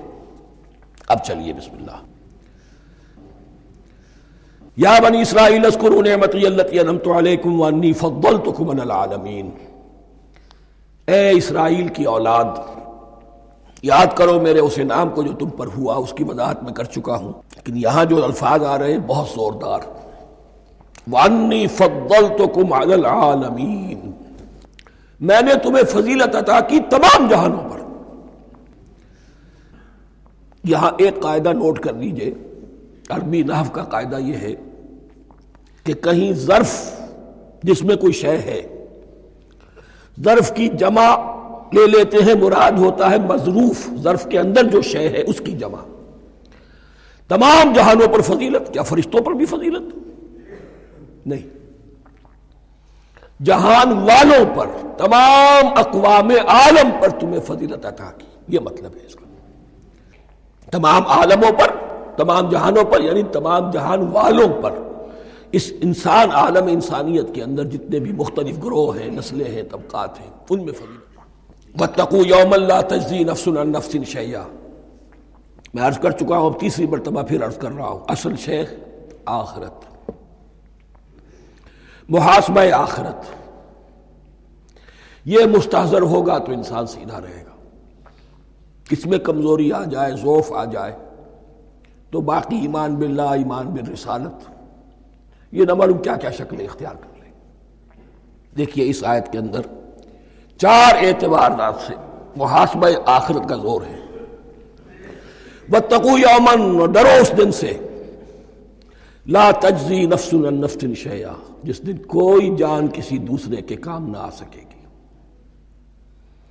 ولا يقبل منها شفاعہ، اور نہ کسی سے کوئی سفارش یا شفاعت قبول کی جائے گی، کیٹیگوریکل ڈینائل، ولا يؤخذ منها عدل، نہ کسی سے فدیہ قبول کیا جائے گا، ولا هم ينصرون، اور نہ انہیں کوئی مدد مل سکے گی۔ ہم نے طرح طرح کے عقیدے، شفاعت باطلہ کا تصور، اہل عرب سمجھتے تھے ہمیں یہ فرشتے جو ہے خدا کی بیٹیاں ہیں، یہ لات اور منات اور عزا ہم نے ان کے بت بنا رکھے ہیں، پوچھتے ہیں یہ اپنے ابا جان سے اللہ کی بیٹیاں ہیں نا، لاڈلی بیٹیاں، چھڑا لیں گے ہم۔ ہمارے ہاں بھی تصور ہے اولیاء اللہ چھڑا لیں گے۔ یا شفاعت باطلہ، خود حضور کی شفاعت کے بارے میں جو غلط تصورات ہیں، ایک شفاعت حقہ ہے، اس کی وضاحت کا یہ موقع نہیں ہے، وہ آیت الکرسی پہ جب ہم پہنچیں گے انشاءاللہ تعالیٰ اسی سورہ مبارکہ میں تو اس کی وضاحت بھی ہوگی۔ یہ سارے جو ہم نے جو گھڑ رکھے ہیں خیالات، ان کی نفی اس آیت کے حوالے سے کی۔ وَاتَّقُوا يَوْمًا لَا تَجْزِي نَفْسٌ عَن نَفْسٍ شَيْئًا، کوئی انسان دوسرے انسان کے کام نہیں آ سکتا۔ وَلَا يُقْبَلُ مِنْهَا شَفَاعَةٌ، کسی جان کی طرف سے کوئی سفارش قبول نہیں ہوگی۔ وَلَا يُؤْخَذُ مِنْهَا عَدْلٌ، نہ کوئی فدیہ قبول کیا جائے گا۔ وَلَا هُمْ يُنصَرُونَ، نہ انہیں کوئی مدد مل سکے گی۔ اب اس کے بعد اللہ تعالیٰ کے احسانات اور ان کی طرف سے جو ناشکریاں ہوئی ہیں ان کی بڑی تفصیل کے ساتھ اب بات چلے گی، تفصیل نہیں تیزی کے ساتھ۔ یہ واقعات کئی 100 برس کے ہیں، لیکن ایک تو یہ کہ ان کی تفاصیل مکی صورتوں میں آ گئی ہیں، سب سے زیادہ سورہ اعراف میں ملے گی، اور بھی کئی صورتوں میں آپ کو مل جائیں گی۔ یہاں پر تو پے بپے، جیسے کہ ایک قرارداد جرم کسی پر کی جاتی ہے تو اس میں سب گنوائے جاتے، تم نے یہ کیا، یہ کیا، یہ کیا۔ وَإِذْ نَجَّيْنَاكُم مِّنْ آلِ فِرْعَوْنَ، اور ذرا یاد کرو جب کہ ہم نے تمہیں نجات دی تھی فرعون کی قوم سے۔ يَسُومُونَكُمْ سُوءَ الْعَذَابِ، وہ تمہیں بدترین عذاب میں مبتلا کیے ہوئے تھے۔ يُذَبِّحُونَ أَبْنَاءَكُمْ وَيَسْتَحْيُونَ نِسَاءَكُمْ، تمہارے بیٹوں کو ذبح کر ڈالتے تھے اور تمہاری عورتوں کو زندہ رکھتے تھے۔ عورتیں تو پھر ان کے کام آتی تھی، گھر میں کام کاج کے لونیاں بنتی تھی، گھروں میں ڈال لیتے تھے، لیکن لڑکوں کو، اور یہ 2 موقع پر ہوا ہے بنی اسرائیل کے ساتھ، یہ بعد میں انشاءاللہ اس کی تفصیل آئے گی۔ وَفِي ذَلِكُمْ بَلَاءٌ مِّن رَبِّكُمْ عَظِيمٌ، اور یقیناً اس میں تمہارے رب کی طرف سے تمہارے لیے بڑی آزمائش تھی۔ وَإِذْ فَرَقْنَا بِكُمُ الْبَحْرَ، اور یاد کرو جب کہ ہم نے تمہارے لیے سمندر کو پھاڑ دیا یا دریا کو پھاڑ دیا۔ یہ ایک مختلف فی بات ہے کہ کس جگہ سے کراس کیا تھا بنی اسرائیل نے ایجپٹ سے سینائی پیننسولا آنے کے لیے، جزیرہ نما سینا میں۔ ایک رائے یہ کہ دریائے نیل کو کراس کر کے گئے ہیں، لیکن یہ بات غلط ہے، دریائے نیل تو مصر کے اندر ہے، وہ کبھی بھی مصر کی حد نہیں بنا۔ کسی کی رائے یہ ہے کہ جو خلیج سویز ہے، بحر قلزم جو ہے ریڈ سی، وہ اوپر جا کر 2 کھاڑیوں میں تبدیل ہو جاتا ہے، خلیج عقبہ مشرق کی طرف اور خلیج سویس مغرب کی طرف، اور ان کے درمیان میں یہ سینائی پیننسولا جو ہے یہ تکون ہے، جیسے ہندوستان بھارت تکون ہے، ایسے یہ پیننسولا ہے، انڈین پیننسولا، سینائی پیننسولا۔ اور یہ سویس کینال تو بعد میں بنی ہے، خلیج سویس اور میڈیٹرینین بحیرہ روم کے درمیان یہ کچھ چھوٹی چھوٹی، اگرچہ چھوٹی تھی سمندر کے لحاظ سے، بہت بڑی بڑی جھیلیں تھیں، اور ان جھیلوں ہی کو پھر جوڑ جوڑ کر درمیان میں جو خشکی تھی اس کو کاٹ کر سویس کینال بنائی گئی ہے۔ تو اب تو یہ مسلسل ایک رابطہ ہے، لیکن معلوم ہوتا ہے کہ یا تو خلیج سویس کو کراس کیا ہے حضرت موسیٰ علیہ السلام نے، اور یہی میری رائے زیادہ یہی ہے، اس لیے کہ کوہ طور جو ہے وہ اس پیننسولا کی ٹپ پر ہے، نیچے ہے یہاں، جہاں پر پھر ان کا قیام رہا اور جہاں پھر حضرت موسیٰ کو 40 دن کے لیے کوہ طور پر بلا کر اور پھر انہیں تورات دی گئی ہے۔ تو معلوم ہوتا ہے کہ جو خلیج سویز ہے اسے کراس کیا ہے۔ کراس کس طرح کیا ہے کہ حضرت موسیٰ کے عصا کی ایک ضرب سے سمندر پھٹ گیا۔ فَكَانَ كُلُّ فِرْقٍ كَالطَّوْدِ الْعَظِيمِ، دونوں طرف چٹانوں کے مانند پہاڑ کی طرح جو ہے وہ سمندر کھڑا ہو گیا، اس کے راستے سے یہ نکل گئے۔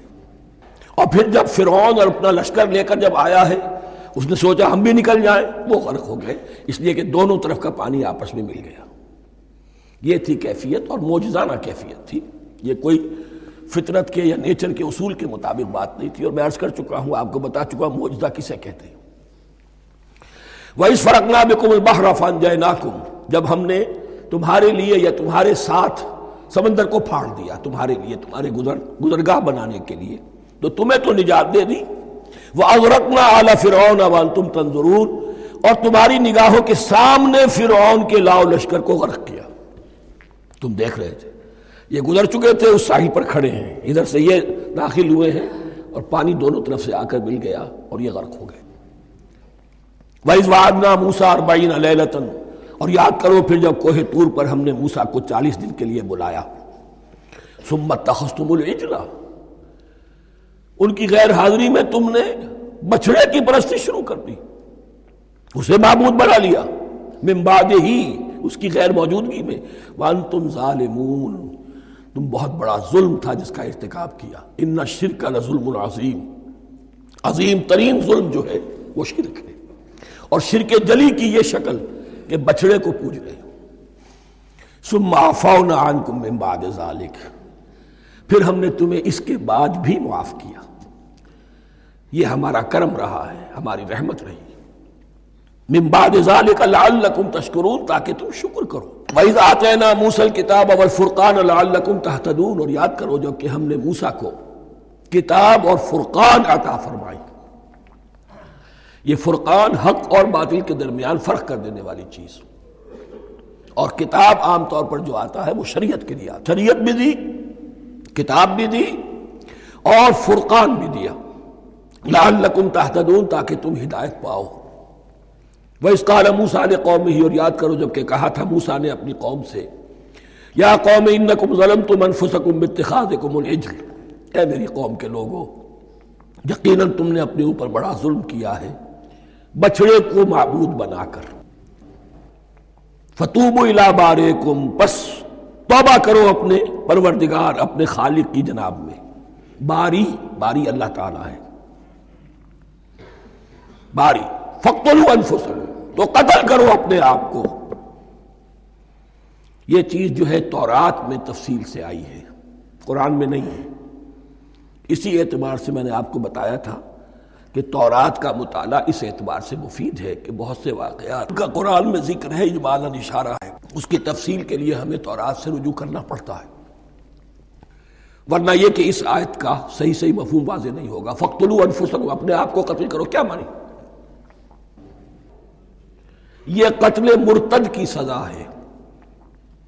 وہاں معلوم ہوتا ہے کہ حضرت موسیٰ نے یہ حکم دیا، 12 قبیلے تھے، ہر قبیلے میں سے کچھ لوگوں نے یہ کفر اور شرک کیا، باقی لوگوں نے نہیں کیا۔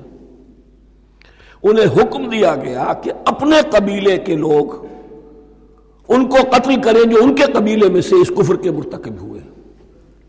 انفسکم سے مراد یہ اپنے قبیلے کے لوگوں کو تم قتل کرو، اس لیے کہ قبائلی زندگی جو ہوتی ہے آپ کو معلوم ہے، اس میں کوئی اور قبیلہ ہاتھ لگا دے تو قبائلی عصبیت بھڑک اٹھے گی۔ 70,000 یہودی قتل ہوئے، اس سے بڑی توبہ اور ممکن نہیں، اس سے بڑا پرج، کسی بھی آئیڈیولوجیکل پارٹی کے اندر پرج بہت ضروری ہوتا۔ کچھ لوگ آ گئے ایک نظریے کو قبول کر کے، رفتہ رفتہ نظریہ اوجل ہو گیا، کچھ مفادات، کچھ چودراہٹیں یہ مقدم ہو گئی، اسی سے جماعتیں خراب ہوتی ہیں، غلط راستے پہ پڑ جاتی ہیں، تحریکیں بھٹک جاتی ہیں۔ تو آئیڈیولوجیکل پارٹی، نظریاتی جماعتیں پرج کرتی رہتی ہیں کہ جو بھی ہمارے نظریے سے ہٹ گئے اب ان کو ہم کاٹ کر علیحدہ کر۔ یہی سے قتل مرتد، تو یہ چیز حدیث میں ہے یا پھر قرآن میں یہاں ہے۔ اس حوالے سے جو لوگ ہمارے ہاں بعض علماء بھی ہیں، جدید دانشور ہیں، جو قتل مرتد کی جو حد ہے اسلام میں اس کو تسلیم نہیں کرتے، لیکن میرے نزدیک یہ شریعت موسوی کا تسلسل ہے کہ شریعت موسوی کی جس شے کو بدلا نہ گیا ہو، جس کے بارے میں صراحتاً یہ معلوم نہ ہو کہ یہ شے تبدیل کر دی گئی، تو وہ شریعت محمدی کا جز بن گئی۔ زنا پر رجم کا معاملہ بھی یہی ہے۔ قرآن مجید میں رجم کی صریح آیت کوئی موجود نہیں ہے، حدیث میں ہے۔ قرآن مجید میں مرتد کے قتل کے لیے کوئی آیت موجود نہیں ہے، حدیث میں ہے، سنت میں ہے، اور دونوں کی کا جو منبع ہے وہ اصل میں تورات ہے۔ تو اس بات کو اچھی طرح نقل کر لیجئے، یہ جگہ اکثر لوگ جو ہے یہاں بہت سرسری طور سے گزر جاتے ہیں، یہ بہت اہم ہے۔ اور اس کے لیے تورات کی طرف رجوع کیجئے، 70,000 6 لاکھ کل تھے جب یہ مصر سے نکلے ہیں، 6 لاکھ تھے۔ کتنے عرصے کے بعد پیننسولا پہنچے ہیں، سینائی پیننسولا میں اور طور میں، کچھ اور ان کی تعداد بڑھ گئی ہوگی، لیکن یہ کہ ان میں سے 70,000 کو قتل کیا اپنے ہاتھوں سے۔ ہر قبیلے نے اپنے جو مرتد تھے ان کو اپنے ہاتھ سے قتل کیا۔ فَتُوبُوا إِلَىٰ بَارِئِكُمْ فَاقْتُلُوا أَنفُسَكُمْ ذَٰلِكُمْ خَيْرٌ لَكُمْ عِندَ بَارِئِكُمْ، یہی تمہارے لیے تمہارے رب کے نزدیک بہتر بات ہے۔ فَتَابَ عَلَيْكُمْ، تو اللہ نے تمہاری توبہ قبول کر لی۔ توبہ قبول کس طرح ہوئی؟ یہ تزکیہ ہوا ہے امت کا کہ ان میں سے جن لوگوں نے اتنی بڑی غلط حرکت کی ہے ان کو کاٹ کر، ذبح کر کے، ان کو قتل کر کے پھینک دیا گیا۔ انہ هو التواب الرحیم، یقیناً وہ تو ہے ہی بہت توبہ کا قبول فرمانے والا اور بہت رحم فرمانے والا۔ وَإِذْ قُلْتُمْ يَا مُوسَىٰ لَن نُّؤْمِنَ لَكَ حَتَّىٰ نَرَى اللَّهَ جَهْرَةً، ایک اور واقعہ ان کی تاریخ کا۔ اور یاد کرو جب کہ تم نے کہا تھا اے موسیٰ ہم تو تمہاری بات نہیں مانیں گے۔ ایمان کے بعد جب لام کا حرف آئے تو اس کے معنی صرف تصدیق کے ہوتے ہیں۔ لن نؤمن لک، ہم آپ کی بات کی تصدیق نہیں کریں گے، حتی نری اللہ جہرۃ، جب تک کہ ہم دیکھ نہ لیں اللہ کو عیاناً۔ ہمیں کیا پتا اللہ نے یہ کتاب دی آپ کو، آپ تو لے کر آ گئے۔ ہمارے سامنے تو پتھر کی کچھ تختیاں ہیں، اس پہ کچھ لکھا ہوا، کس نے لکھا ہمیں کیا پتا۔ اب دیکھیے ایک حضرت موسیٰ کی خواہش تھی رب ارنی انظر الیک، وہ کچھ اور شے تھی۔ یہ تخریبی ذہن ہے جو یہ کہہ رہا ہے کہ ہم بھی چاہتے ہیں کہ اللہ کو اپنی آنکھوں سے دیکھیں اور معلوم ہو کہ واقعی اس نے یہ کتاب آپ کو دی ہے۔ فَأَخَذَتْكُمُ الصَّاعِقَةُ، تو تمہیں آپ پکڑا ایک بہت بڑی کڑک نے، ایک بہت بڑی کڑک ہوئی اور سب کے سب مردہ ہو گئے۔ وَأَنْتُمْ تَنظُرُونَ، تمہارے دیکھتے دیکھتے ایک کڑک نے تمہیں آ لیا۔ ثُمَّ بَعَثْنَاكُمْ مِنْ بَعْدِ مَوْتِكُمْ، پھر ہم نے تمہیں دوبارہ اٹھایا تمہاری موت کے بعد۔ بعض لوگ اس کی یہ تعویل کر رہے ہیں کہ یہ موت نہیں تھی بلکہ بے ہوش ہو گئے تھے، یعنی جو بھی کڑک تھی اس کی وجہ سے سب کے سب بے ہوش ہو کے گر گئے۔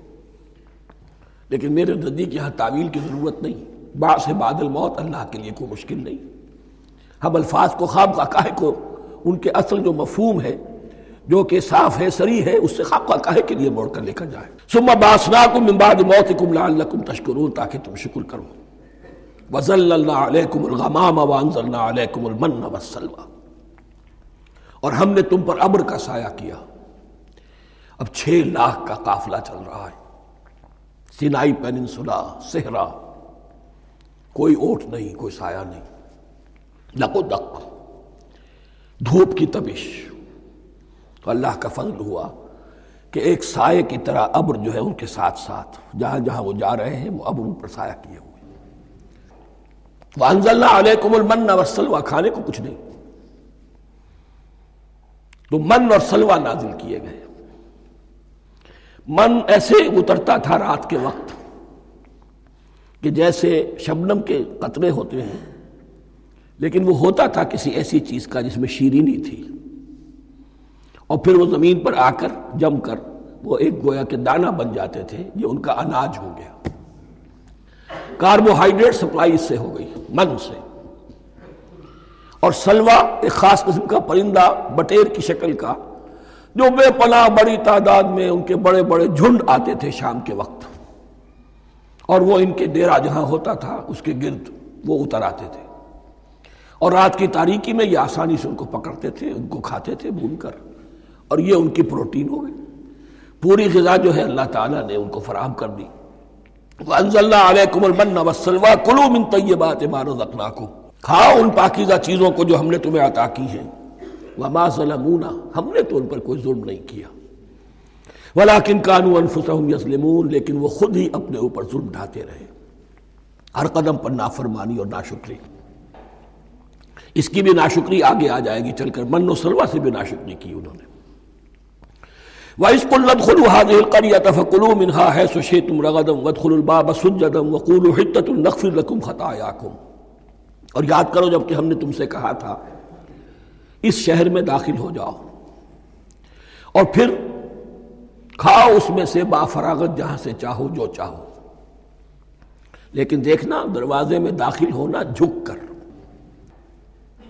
اور کہتے رہنا مغفرت مغفرت مغفرت، ہم تمہاری خطاؤں سے درگزر فرمائیں گے۔ اس آیت کو سمجھنے کے لیے ذرا تاریخی بات سمجھ لیجئے۔ صحرائے سینا میں آنے کے بعد اور یہ جو کتاب تورات انہیں مل گئی تھی، اس کے بعد حضرت موسیٰ علیہ السلام کے ہی زمانے میں انہیں جہاد اور قتال کا حکم ہوا۔ اس سے پوری قوم نے انکار کر دیا، یہ سورہ مائدہ میں آئے گا۔ اس پر اللہ تعالیٰ نے ایک سزا مسلط کر دی ان پر کہ 40 برس تک اسی صحرا میں بھٹکتے پھریں گے۔ اگر یہ ابھی قتال کرتے، جہاد کرتے، تو پورا فلسطین ان کے ہاتھ پر ابھی فتح کرا دیتے، لیکن چونکہ انہوں نے بزدلی دکھائی ہے، اب سزا یہ ہے فَإِنَّهَا مُحَرَّمَةٌ عَلَيْهِمْ 40 سَنَةً يَتِيهُونَ فِي الْأَرْضِ، اب 40 برس تک یہ اسی صحرا میں بھٹکتے پھریں گے، اور ارض فلسطین جو ان کے لیے ارض موعود تھی وہ ان پر حرام کر دی گئی 40 سال کے لیے۔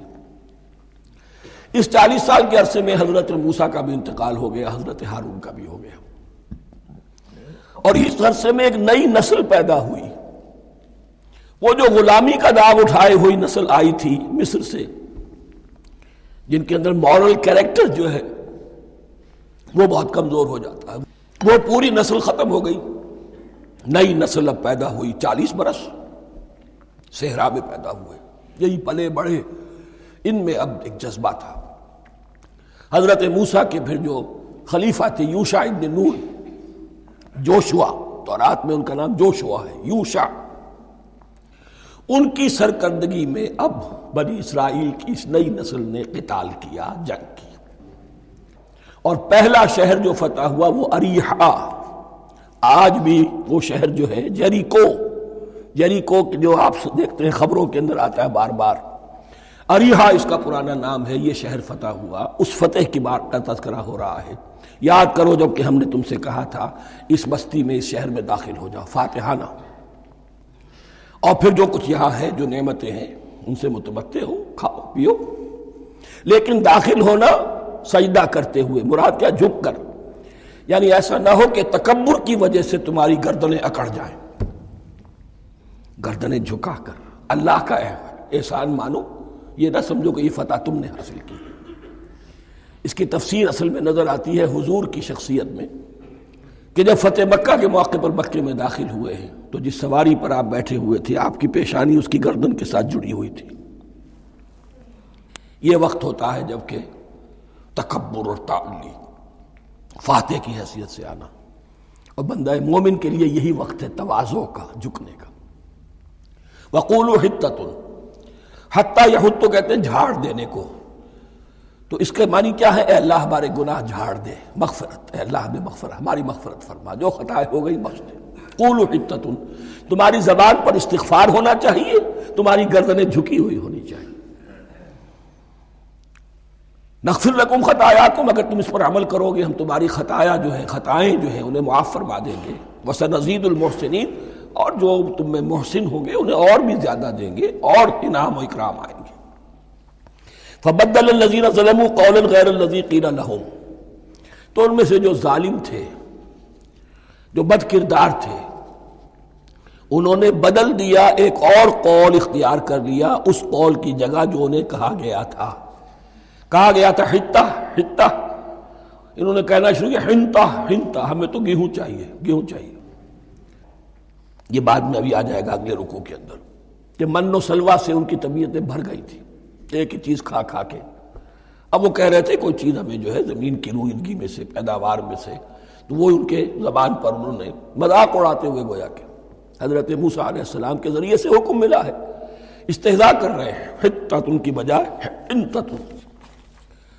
فانزلنا علی الذین ظلموا رجزا من السماء بما كانوا یفسقون، تو جن لوگوں نے یہ حرکت کی تھی ان پر ہم نے آسمان سے ایک بہت بڑا عذاب نازل کیا۔ تورات سے معلوم ہوتا ہے کہ پلیگ آئی، اور جنہوں نے یہ حرکت کی تھی وہ سب کے سب ہلاک ہو گئے جریکو کے اندر، بما كانوا یفسقون، بسبب اس نافرمانی کے جو انہوں نے کی۔ وَإِذِ اسْتَسْقَىٰ مُوسَىٰ لِقَوْمِهِ فَقُلْنَا اضْرِب بِّعَصَاكَ الْحَجَرَ، اب یہ پھر صحرائے سینا کا واقعات آ رہے ہیں، ان میں ترتیب زمانی نہیں ہے۔ اور یہاں کی فتح جو ہے حضرت موسیٰ کے بعد ہے، لیکن اب یہاں پہ پھر ابھی وہ جو صحرائے تیہ میں جب بھٹک رہے تھے پھر اس کا ذکر ہے۔ وَإِذِ اسْتَسْقَىٰ مُوسَىٰ لِقَوْمِهِ فَقُلْنَا اضْرِب بِّعَصَاكَ الْحَجَرَ، اور جب کہ موسیٰ کی قوم نے موسیٰ سے پانی طلب کیا۔ اب صحرا میں آپ کو معلوم ہے جہاں پڑاؤ تھا اب وہاں پانی نہیں ہے، 6 لاکھ ہو 7 لاکھ ہو کتنے افراد ہو پانی چاہیے۔ وَإِذِ اسْتَسْقَىٰ مُوسَىٰ لِقَوْمِهِ فَقُلْنَا اضْرِب بِّعَصَاكَ الْحَجَرَ، تو ہم نے کہا کہ اپنے عصا سے ضرب لگاؤ چٹان پر۔ فَانْفَجَرَتْ مِنْهُ اثْنَتَا عَشْرَةَ عَيْنًا، تو اس سے 12 چشمے پھوٹ بہے۔ فجر کہتے ہیں کسی شے کے پھٹ کر کوئی چیز برآمد ہو۔ فجر جو ہوتی ہے، فجر کا وقت رات کی تاریکی کا پردہ چاک ہوتا ہے اور سپیدہ سحر نمودار ہوتا ہے۔ فَانْفَجَرَتْ مِنْهُ اثْنَتَا عَشْرَةَ عَيْنًا، تو 12 چشمے پھوٹ بہے۔ قَدْ عَلِمَ كُلُّ أُنَاسٍ مَشْرَبَهُمْ، یہاں اناس سے کیا مراد ہے؟ ہر قبیلہ، ہر قبیلے نے اپنا گھاٹ معین کر لیا۔ 12 قبیلے تھے، اگر علیحدہ علیحدہ نہ ہوتا معاملہ، 12 چشمے اسی لیے دیے گئے کہ لڑے نہ جھگڑے نہ۔ پانی تو بہت بڑی چیز ہے، کہیں پانی پینے پلانے پہ جھگڑا اور کہیں گھوڑا آگے بڑھانے پہ جھگڑا، یہ تو قبائلی زندگی کے اندر ہوتی ہی چیزیں۔ تو اس اعتبار سے اللہ تعالیٰ نے ان کے لیے یہ سہولت کی کہ 12 چشمے پھوٹ بہے۔ قد علم کل اناس مشربہم، ہر ایک نے اپنا گھاٹ جان لیا، معین کر لیا۔ کلوا واشربوا من رزق اللہ، گویا کہ کہہ دیا گیا کہ کھاؤ اور پیو اللہ کے رزق میں سے۔ ولا تعثوا فی الارض مفسدین، اور زمین میں فساد مچاتے نہ پھرو۔ کھانے پینے کے لیے پانی بھی ادھر آ گیا، کھانے کے لیے من و سلوہ آ گیا۔ اب دیکھیے ان کی ناشکری۔ وَإِذْ قُلْتُمْ يَا مُوسَىٰ لَن نَّصْبِرَ عَلَىٰ طَعَامٍ وَاحِدٍ، یاد کرو جب کہ تم نے کہا تھا اے موسیٰ ہم ایک کھانے پر تو صبر نہیں کر سکتے، کھا کھا کے بکتا گئے ہیں من و سلوہ۔ فَادْعُ لَنَا رَبَّكَ، تو ذرا اپنے رب سے دعا کرو، پکارو ہمارے لیے اپنے رب کو۔ یخرج لنا، وہ نکالے ہمارے لیے، مما تنبت الارض، زمین کی روئیدگی اور پیداوار میں سے، نباتات ارضی میں سے، من بقلہا، اس کی ترکاریاں، وقصائہا، اور ککڑیاں، کھیرے اور ککڑیاں، ان سب کے لیے یہ لفظ ہے۔ وفومہا، ایک ترجمہ گیہوں کیا گیا ہے لیکن میرے نزدیک زیادہ صحیح ترجمہ ہے لہسن، اور سرائے کی زبان میں بھی اور ممکن ہے کہ سندھی میں بھی ہو تھوم کہتے ہیں لہسن کو، یہ فوم کی بدلی ہوئی شکل ہے، اس لیے کہ یہی علاقہ ہے جس میں عرب آئے تھے، تو عربوں کی زبان کے بہت سے الفاظ جو ہیں اس سرائے کی زبان میں خاص طور پر وہ بہت زیادہ، تو تھوڑی سی شکل بدل کر وہ کافی تعداد میں موجود ہے۔ وعدسہا، اور دال خاص طور پر مسور کی، وبصلہا، اور پیاز۔ اب جو چٹخارے جس سے بنتے ہیں سالن کے، ان کی زبانیں وہ چٹخارے مانگ رہی۔ ظاہر بات ہے کہ اگر وہ سلوا بھی تھا، بٹیرا ہے، اسے آگ کے اوپر ذرا سا تپایا اور کھایا، وہ ایک ہی خاص قسم کی غذا ہے جو چل رہی ہے۔ اسی طرح من جو ہے وہ ایک خاص قسم کا سیریل ان کے لیے بن گیا ہے۔ لیکن یہ جو چٹخارے ہیں یہ تو لہسن سے ہے، پیاز سے ہے، ترکاریوں سے ہے، ان تمام چیزوں سے، دال کا اپنا ایک ذائقہ ہے۔ قَالَ تَسْتَبْدِلُونَ الَّذِي هُوَ أَدْنَىٰ بِالَّذِي هُوَ خَيْرٌ، حضرت موسیٰ نے فرمایا کیا تم وہ شے بدلے میں لینا چاہتے ہو اس کے، کیا وہ شے جو کمتر ہے بدلے میں چاہتے ہو اس کے کہ جو بہتر ہے؟ من و سلوہ کہیں بہتر ہے اللہ کی طرف سے جو تمہیں دیا گیا ہے، تم اس سے تمہارا جی بھر گیا ہے، اس کو ہاتھ سے دے کر چاہتے ہو کہ یہ ادنا چیزیں تمہیں ملے۔ اہبتو مصرن، اب یہ لفظ آ گیا اہبتو، اب ظاہر بات ہے یہ آسمان سے زمین پر اترنے کے لیے لفظ نہیں ہے اہبتو، یہاں اس کا ترجمہ صحیح ہوگا سیٹل ڈاؤن سم ویئر۔ اگر زمین کی یہ چیزیں چاہیے تو کہیں سیٹل ہو جاؤ اور کاشت کرو، بیج ڈالو، آبیاری کرو، یہ ساری چیزیں تمہیں مل جائیں۔ اہبتو مصرن، کہیں سیٹل ڈاؤن ہو جاؤ، کہیں اتر پڑو کسی بستی میں، کسی علاقے میں۔ فَإِنَّ لَكُمْ مَا سَأَلْتُمْ، تمہیں مل جائے گا جو کچھ کہ تم نے مانگا۔ وَضُرِبَتْ عَلَيْهِمُ الذِّلَّةُ وَالْمَسْكَنَةُ وَبَاءُوا بِغَضَبٍ مِّنَ اللَّهِ، اب یہ ہے ان کی وہ خباثتیں، ان کے وہ ناشکریاں، ان کی وہ معصیتیں، ان پر جو آخری حکم دیا جا رہا ہے، جو اگر آپ برا نہ مانیں تو میں عرض کروں گا آج یہود پر اتنا اپلیکیبل نہیں ہے جتنا مسلمانوں پر ہے۔ ضربت علیہم الذلۃ والمسکنۃ وباؤوا بغضب من اللہ، ذلت اور مسکنت، کم ہمتی ان پر تھوپ دی گئی۔ ضربت علیہم، it was heaped upon them، the humiliation was heaped upon them۔ ضربت علیہم الذلۃ والمسکنۃ وباؤوا بغضب من اللہ، اور وہ اللہ کا غضب لے کر لوٹے۔ وہی امت جس کے بارے میں فرمایا وَأَنِّي فَضَّلْتُكُمْ عَلَى الْعَالَمِينَ، اسی امت کا پھر یہ حشر ہوا۔ کیوں ہوا؟ نافرمانی۔ تمہیں کتاب دی تھی کہ تم پیروی کرو، تمہیں کتاب دی تھی کہ اسے قائم کرو۔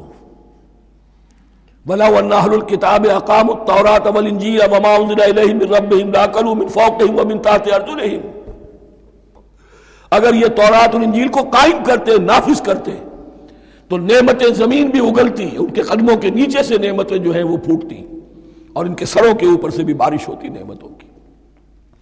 لیکن اگر تم نے اس کو چھوڑ کر اپنی خواہشات، اپنے نظریات، اپنے خیالات، اپنا تمرد، اپنی سرکشی، اپنی حاکمیت، اپنی مصلحتیں، اپنی عقل، اس کو بالا تر کیا، تو پھر جو قوم اللہ کے قانون کی، اللہ کی ہدایت کی، اللہ کی کتاب کی امین ہوتی ہے دنیا میں، وہ اللہ کی ریپرزنٹیٹیو ہوتی ہے، نمائندہ ہوتی ہے۔